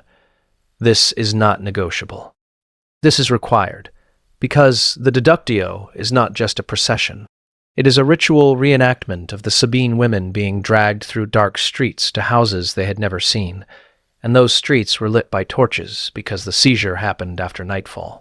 Every Roman wedding procession commemorated that night. Every torch echoed the flames that the first Roman men carried when they transported their captives. Every bride led through streets was symbolically being dragged. Every celebration was simultaneously a memorial to mass abduction. The procession began at the bride's father's house. She had been prepared, dressed in the flammeum, hair arranged in 6 locks by the hasta calabaris, symbolically purchased through coemptio or bound through conferatio or claimed through whatever marriage form the families had chosen. Now she was taken. The raptio occurred. The groom's companions seized her from her mother's arms. She screamed. Her mother wailed. The performance of resistance that was mandatory. The reenactment of genuine resistance that had been real when it first happened. The bride was lifted, carried, not permitted to walk out of her father's house under her own power. because walking implied willingness, and the ritual required unwillingness, required her to be taken rather than going voluntarily. The procession formed. The groom's friends surrounded the bride. The torchbearers took their positions. Musicians began to play. The crowd gathered, and the deductio began. They walked through public streets. This was important. The procession was not private, was not concealed. The bride's journey from her father's house to her husband's house was public spectacle. Everyone could watch. Everyone was invited to participate. The crowd sang songs. And here is where the deductio reveals what Romans actually thought about marriage, about sex, about what was about to happen to the bride. The songs were obscene, explicitly, graphically, sexually obscene. They described the husband's penis. They described the bride's vagina. They described penetration. They described the sexual acts that would occur that night. They described the bride's transformation from virgin to wife in the most explicit anatomical terms. The sources preserve some of these songs, not the worst ones. The ones that were publishable, even in Roman texts that had no modern sense of propriety. But even the sanitized versions are shocking. They called out to the bride, told her what to expect, described what the husband would do to her body, made jokes about pain and bleeding, and whether she would survive the night, laughed about her terror, celebrated her upcoming violation. This was traditional. This was expected. This was considered appropriate and normal, and part of what made a wedding festive. The bride could hear every word. She was right there, being carried through the crowd, surrounded by people singing about her body, about what would be done to her, about the sexual violence that everyone understood was coming, and she could not respond, could not object, could not tell them to stop, because objecting would break the ritual, would shame her family, would mark her as improper. As someone who did not understand how weddings worked, the songs served a function beyond entertainment. They were educational. Many brides were young enough that they genuinely did not understand what sex was, what would happen on their wedding night, what their bodies would experience.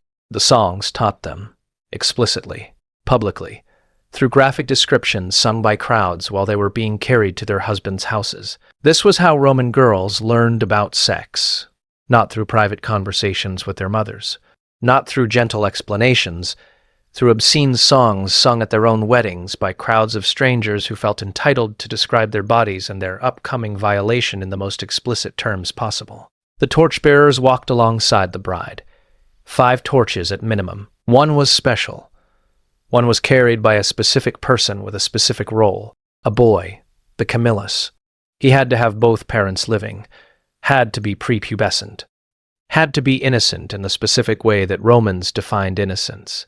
He carried 1 torch, and his presence was supposed to bring luck to the marriage.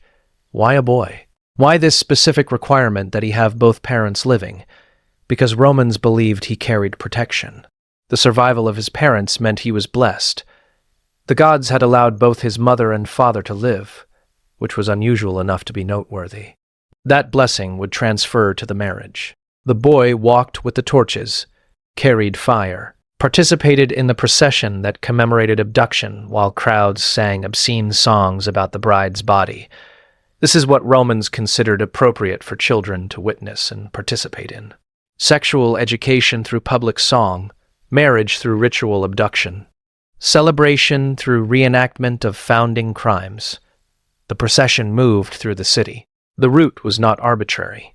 It passed through public spaces, through forums and marketplaces, through areas where as many people as possible could see. Why? Because the deductio was not just about getting the bride from one house to another. It was about making the marriage public, about establishing witnesses, about ensuring that everyone knew this woman now belonged to that man. The publicity served legal purposes. It created evidence. If the marriage was later challenged, if someone questioned its validity, hundreds of witnesses could testify that they had seen the deductio, that the bride had been properly led from her father's house to her husband's house, that the ritual had been performed correctly. But the publicity also served social control. It made escape impossible.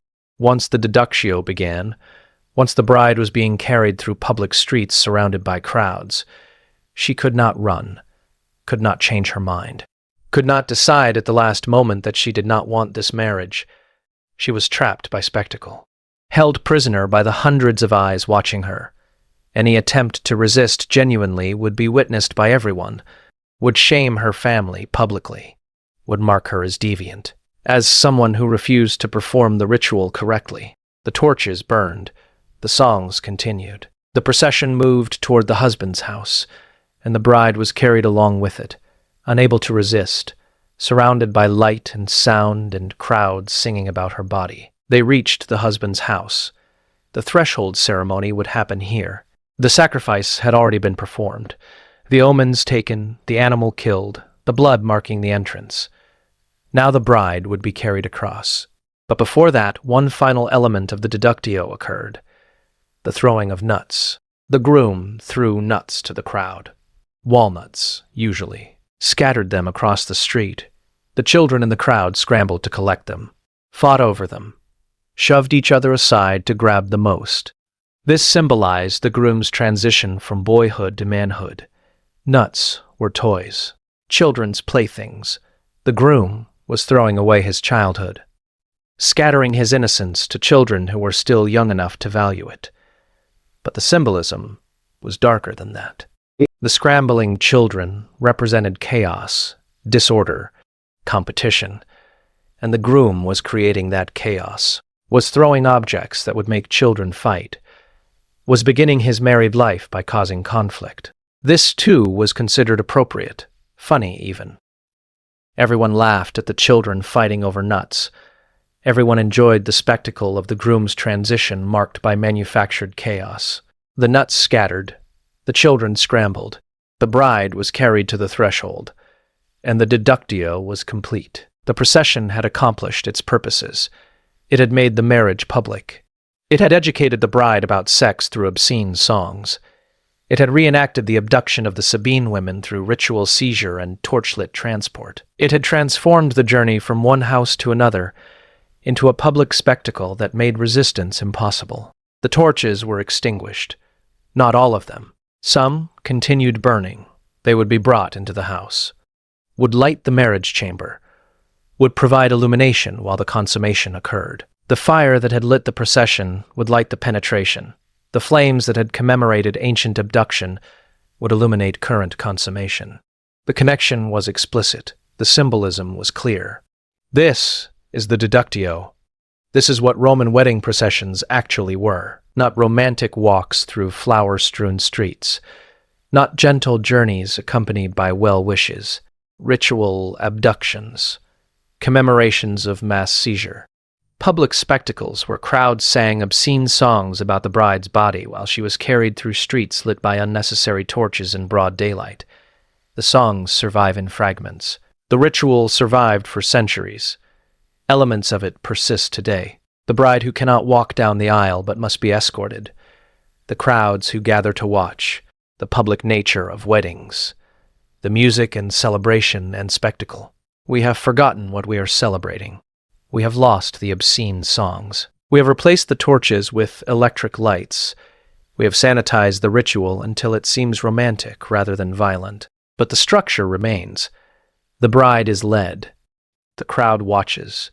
The journey from father's house to husband's house is public. The witnesses establish legal validity. The spectacle makes resistance impossible. The deductio continues. We just no longer recognize it as a memorial to mass abduction. We no longer hear the echoes of women being dragged through dark streets while torches burned and crowds called out what would be done to their bodies. The torches are lit. The songs are sung. The bride is carried.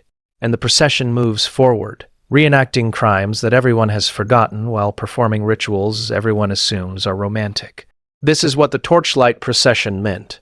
This is what the deductio commemorated. This is what Romans celebrated at every wedding for 1,000 years. The torches blaze even though the sun still shines, because the original torches burned in darkness. And Rome never forgot. Rome just taught everyone else to stop seeing what the light was illuminating. The words they are singing cannot be printed in most modern books, not because the sources do not preserve them. Some survived. Some were written down by Roman poets who had fewer restrictions than we do. Some were recorded by historians who wanted to document exactly what happened at Roman weddings. But modern translators soften them, replace explicit anatomical terms with euphemisms, use phrases like crude humor and earthy jokes instead of describing what was actually being sung. I am going to tell you what the Fescennine verses actually were, what they said, what they described, because understanding Roman marriage requires understanding that crowds sang graphic descriptions of sexual violence at brides while calling it celebration. The Fescennine verses were named after the town of Fescennia in Etruria. This is what Roman sources claim, but the tradition came from Etruscan culture, that Romans adopted it and made it central to their wedding ceremonies. But the etymology might be different. Fescennine might derive from fascinum, the Latin word for phallus, for penis. For the physical organ that was the central subject of most Fescennine verses. These were not gentle songs about love. They were not romantic poems about devotion. They were explicit, graphic, anatomically detailed descriptions of sexual acts. The verses described the husband's penis, its size, its hardness, its readiness to penetrate. They used the bluntest Latin words, mentula, verpa, terms that meant cock, not in a euphemistic sense, but in the direct, crude, anatomical sense. They described the bride's vagina, called it cunus, the same word that survives in English as probably the most offensive term for female genitalia. Described it as tight, as virgin, as about to be opened, as unprepared for what was coming. They described penetration, entry, the moment when the husband would force himself into the bride's body. They used verbs like foder, to dig, to stab, to thrust, terms that emphasized violence, that made penetration sound like wounding. The verses made predictions. They sang about how much the bride would bleed, about whether she would scream, about whether she would survive the night. They made jokes about virgins dying from their first sexual experience. Everyone laughed. They sang about the husband's technique, gave him advice, told him to be rough or gentle depending on what the crowd thought would be funnier, described positions, described acts beyond simple penetration, described things that would make the bride bleed and cry. The bride heard every word. She was right there in the center of the procession. The verses were not sung quietly.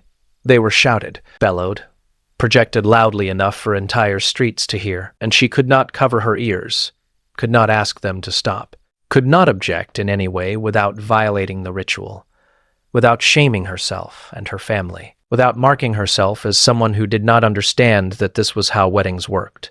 The Fescennine verses served a supposed religious function. Romans claimed they warded off evil, that obscene language protected against malevolent spirits, that explicit sexual content created a barrier that demons and bad luck could not cross. This is the official explanation, the one that Romans gave when asked why they sang pornographic songs at weddings. They were protecting the bride. They were ensuring fertility. They were using obscenity as apotropaic magic, magic that drives away evil through offensive content. But this explanation does not hold up when you examine the actual function of the verses, when you look at what they accomplished beyond supposed spiritual protection. The Fescennine verses were educational. They taught virgin brides what sex was. They described in graphic detail what would happen to their bodies. They prepared them for penetration by describing penetration so explicitly that ignorance was impossible. Roman society did not provide sex education through any other mechanism for most girls. Their mothers might tell them nothing. Their friends might know nothing. They might arrive at their wedding nights with no understanding of what husbands did to wives. The Fescennine verses eliminated this ignorance. By the time the bride reached her husband's threshold, she had heard detailed descriptions of sexual acts. She knew what a penis was. She knew what penetration meant. She knew what would happen in the marriage chamber. This was not gentle education. This was education through public humiliation, through having strangers describe her body and what would be done to it while she stood unable to respond. But it was education nonetheless, The verses also served to normalize sexual violence. By making jokes about the bride's pain, by laughing about her bleeding, by treating her upcoming violation as entertainment, the verses taught everyone watching that this was acceptable, that hurting brides was funny, that their suffering was part of the celebration. Young men in the crowd learned that sex was violent, that penetration was something you did to women, not with them, that female pain during sex was expected and amusing, that rough treatment was masculine and appropriate. Young women in the crowd learned that their own wedding nights would involve pain, that bleeding was normal, that their suffering would be public knowledge, that everyone would joke about what their husbands would do to them. The Fescennine verses constructed sexual culture. They transmitted attitudes about sex and gender and power across generations. They taught Rome what marriage meant through the medium of obscene song. Some specific verses survived. Catullus, the Roman poet, recorded examples, not the most extreme ones, the ones that could be written down and included in poetry collections. But even these sanitized examples are shocking. He writes verses calling out to the bride, telling her to prepare for her husband, describing the husband as a conqueror, the bride as territory to be claimed, the marriage bed as a battlefield where the husband would achieve victory through penetration. He writes verses addressed to the husband, encouraging him to be aggressive, to claim what is his, to not hold back despite the bride's tears, to remember that initial resistance is expected and should be overcome. These are the verses that were acceptable enough to preserve in literature, the verses that Catullus felt comfortable signing his name to. Imagine what the verses sung in the streets were like, the ones considered too crude even for Roman poetry. The Fescennine verses continued throughout the procession. They did not stop. From the moment the bride left her father's house until she reached her husband's threshold, the crowd sang, song after song, verse after verse, relentless descriptions of what awaited her. Some verses targeted specific people. They made fun of the groom's appearance, his previous relationships, his sexual history. They made jokes about whether he was experienced enough to properly deflower a virgin, whether his penis was adequate for the task. They made fun of the bride's family, her father for giving her away, her mother for not protecting her, her siblings for allowing this marriage. The mockery was supposed to be funny. Everyone was supposed to laugh. The verses also included threats disguised as jokes, warnings to the bride about what would happen if she was not sufficiently compliant, descriptions of violence husbands could inflict on disobedient wives, reminders that she was now property, and property that disobeys gets disciplined.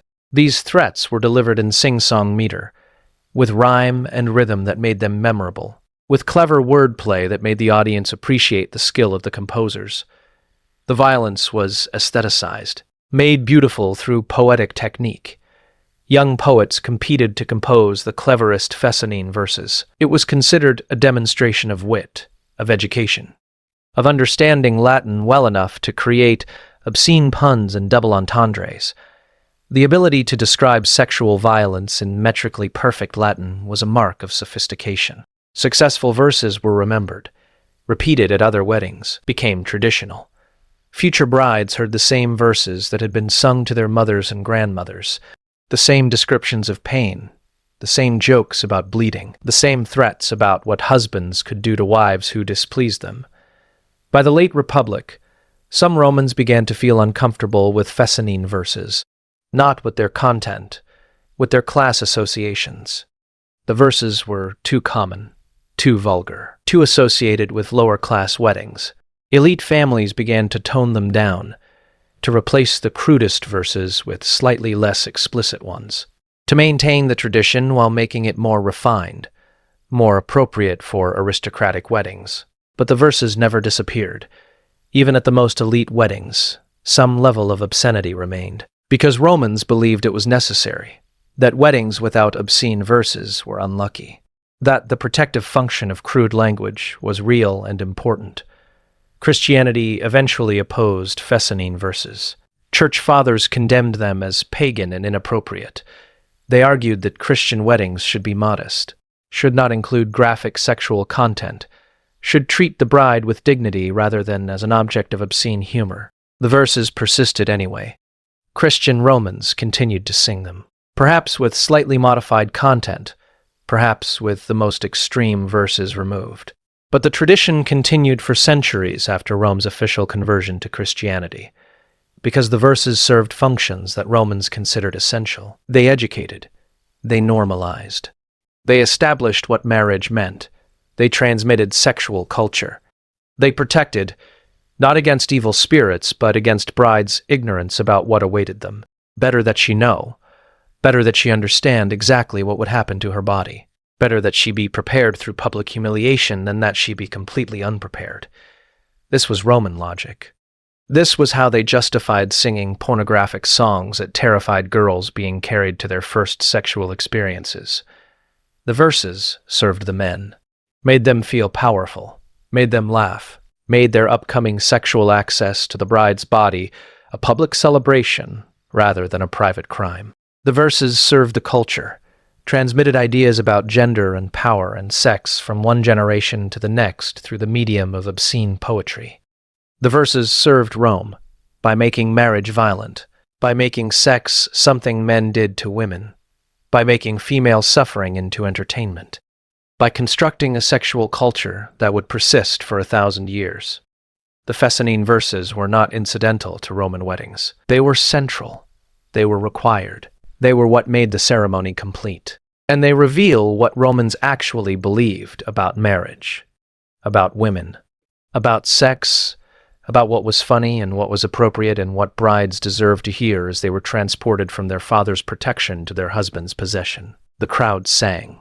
The verses described penetration and pain and blood. The bride heard every word, and everyone called it celebration. This is what Fescennine verses were. This is what Romans sang at weddings. This is what we have sanitized into crude humor and earthy songs, because describing the reality is too disturbing for modern audiences. But Roman brides heard the reality, heard graphic descriptions of what would be done to their bodies, heard it sung by crowds who thought it was funny, heard it while being carried toward the houses where those descriptions would become lived experience. The verses protected nothing except male power, educated no one except those who needed to learn that sex was violent and female suffering was acceptable. The Fescennine verses were sexual violence transformed into poetry, threat transformed into entertainment, education through public humiliation masquerading as religious protection. And they were sung at every Roman wedding for centuries, shouted in the streets, bellowed by crowds, heard by every bride who was carried past while strangers described what her husband would do to her body that night. This is what Rome celebrated. This is what Roman marriage included. This is what we have forgotten when we talk about ancient weddings, as though they were romantic or civilized or something to admire. They sang obscene verses. They described sexual violence. They made the bride's upcoming violation into public entertainment, and they called it protection. She cannot touch the ground, not as she approaches her new home, not as she crosses the threshold, not as she enters the space where she will live for the rest of her married life. Her feet must not make contact with the stone that marks the boundary between outside and inside. This is the threshold-carrying ritual, and Romans gave multiple explanations for why it was necessary. Every explanation reveals something different about how they thought about brides and boundaries and the dangers of transition. The threshold was the most dangerous part of the house, not metaphorically. Romans believed this literally. The threshold was a liminal space, a boundary between the public street and the private home, between the world of spirits and the world of family, between outside forces and household protection. Spirits could enter through thresholds. Malevolent entities could slip across the boundary between outside and inside if the threshold was not properly protected. Curses could take hold if someone with evil intent stood on the threshold while speaking ill of the household. The threshold had to be defended, had to be sanctified, had to be marked as protected space through ritual and blood and prayer. This is why the animal sacrifice happened at the threshold, why blood was poured onto the stone, why the entrance was consecrated before the bride could enter. The threshold had to be claimed for the household gods before anyone crossed it. But even with the sacrifice, even with the blood marking the boundary, the threshold remained dangerous. especially for someone in transition, especially for someone whose very existence was currently liminal. The bride was between states, no longer a daughter, not yet a wife, legally transferred but not yet consummated, carried away from her father's house but not yet fully incorporated into her husband's household. This in-between state made her spiritually vulnerable, made her a magnet for malevolent forces, made her presence dangerous to herself and to anyone around her. If she touched the threshold while in this vulnerable state, she might transfer her pollution to the house, might contaminate the boundary, might create a weakness in the household's spiritual defenses that evil could exploit, so she could not touch it, could not let her feet make contact with the stone, had to be carried across the threshold by the groom or his companions, so that the liminal person never touched the liminal space. This is the first explanation Romans gave: spiritual protection, preventing contamination, keeping the vulnerable bride from polluting the vulnerable threshold. But there was a second explanation, one that connected directly to the founding abduction. The Sabine women did not walk into their captors' houses. They were carried, dragged, transported by force. Their feet touching the threshold would have implied voluntary entry, would have suggested they were willing participants rather than captives. The Romans who seized them understood this, understood that voluntary entry would undermine the narrative they were constructing. So they carried the women, lifted them, transported them physically across thresholds so that no one could later claim the women had entered willingly. Every Roman wedding reenacted this moment. Every bride was carried across the threshold to commemorate the Sabine women who had been carried against their will. The ritual preserved the memory of abduction, made it visible, made it central to the ceremony. This explanation appeared in Roman sources. Historians and antiquarians explicitly connected threshold carrying to the Sabine seizure. They were not hiding this connection. They were explaining it, teaching new generations why the ritual existed and what it commemorated. But there was a third explanation, one that Romans were less comfortable discussing, but that reveals even more about how they thought about women and marriage. Stumbling on the threshold was a terrible omen. If the bride's foot caught on the stone, if she tripped as she entered her new home, this meant the marriage was cursed. The gods disapproved. The household would suffer. A stumbling bride predicted barrenness, predicted early death, predicted household disasters that would be traced back to the unlucky moment when her foot caught on the threshold stone. By carrying the bride, by preventing her from walking across the threshold, the groom eliminated the possibility of this bad omen. He removed the risk. He ensured that stumbling could not occur because walking could not occur. This reveals something important about Roman marriage. The bride's own actions were considered so potentially dangerous that she could not be trusted to enter the house on her own feet. Her clumsiness or nervousness or simple bad luck could curse the entire marriage. So her agency had to be eliminated. She had to be carried like cargo to prevent her from accidentally destroying her own future. All three explanations coexisted. Romans did not choose between them. They understood the threshold carrying as simultaneously protecting against spiritual contamination, commemorating historical abduction, and preventing bad omens through elimination of the bride's agency. The physical act of carrying varied. Sometimes the groom carried the bride himself. This was considered romantic by some Romans, evidence that the husband was strong enough to lift his wife, that he could protect her, that he was assuming his role as her defender. But often the groom's companions carried her, the same men who had seized her from her mother's arms during the raptio, the same men who had transported her through the streets during the deductio. They lifted her again, carried her across the threshold, deposited her inside the house. The bride had no control over how she was carried. She could not walk alongside her husband, could not enter her new home with dignity, could not cross the threshold as an adult making a choice about where she lived. She was lifted, transported, carried like a child or like cargo or like the captive she was symbolically meant to be. Sometimes brides resisted being carried. They tried to walk on their own. They protested being lifted.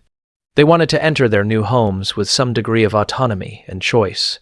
This resistance was interpreted as proper ritual behavior. As the bride performing her role correctly by appearing reluctant, Her genuine desire to walk was dismissed as performative unwillingness that proved she understood how the ceremony should go.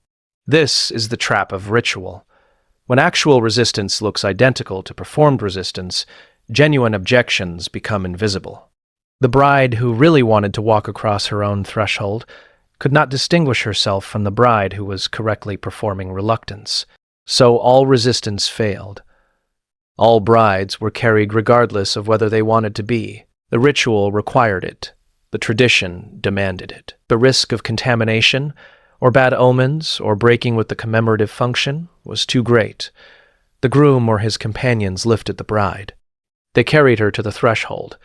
They paused there for a moment while everyone watched. This was the critical moment, the transition from outside to inside, the crossing of the boundary.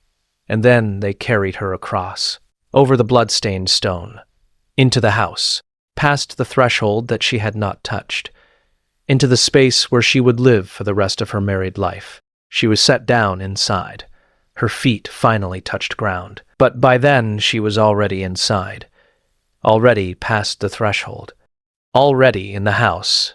The danger had been avoided. The omen had been prevented. The commemoration had been completed. The threshold carrying lasted perhaps 30 seconds. The lift, the carry, the crossing, the setting down. Half a minute to transform the bride from outside to inside without allowing her feet to touch the boundary between. Half a minute that encapsulated everything Romans believed about brides and thresholds, and the dangers of women in transition. This ritual survived Roman civilization. It survived into medieval Europe. It survived into the modern era. Grooms still carry brides over thresholds today. The people performing it have no idea why they are doing it. They think it is romantic. They think it represents the husband's strength and care. They think it is a sweet tradition about beginning married life together. They do not know they are reenacting spiritual protection against contamination. They do not know they are commemorating mass abduction. They do not know they are preventing a bad omen by eliminating the bride's agency. They do not know that the threshold was considered too dangerous for the bride to touch, that her feet might pollute the boundary, that her stumbling might curse the marriage, that her voluntary entry might undermine the commemorative function of the ritual. They carry their brides across thresholds and think they are being romantic. They are actually performing a ritual designed to prevent brides from contaminating their new homes with the spiritual pollution of their liminal state. The next time you see a groom carry a bride across a threshold, remember what Romans believed about that moment. Remember the 3 explanations. Remember what was being protected, and what was being commemorated, and what was being prevented. The bride cannot touch the ground. Her feet cannot make contact with the threshold. She must be carried over the boundary to protect the house from her contamination, to commemorate her ancestors' abduction, and to prevent her clumsiness from cursing her own marriage. This is what threshold carrying meant. This is why Romans required it. This is what we have forgotten while preserving the form. She is lifted. She is carried. She crosses the threshold without touching it. And everyone thinks this is romance rather than what it actually is. Protection against the spiritual danger that a woman in transition poses to the household she is entering. The threshold is behind her now. She is inside. Her feet are on the ground, but she entered the way the Sabine women entered. Carried. Transported. Given no choice about how she would cross the boundary into her new life. This is the threshold ritual. This is what Romans believed was necessary. This is what they made every bride experience for 1,000 years. And this is what we are still doing when we carry brides over thresholds. We just no longer know why.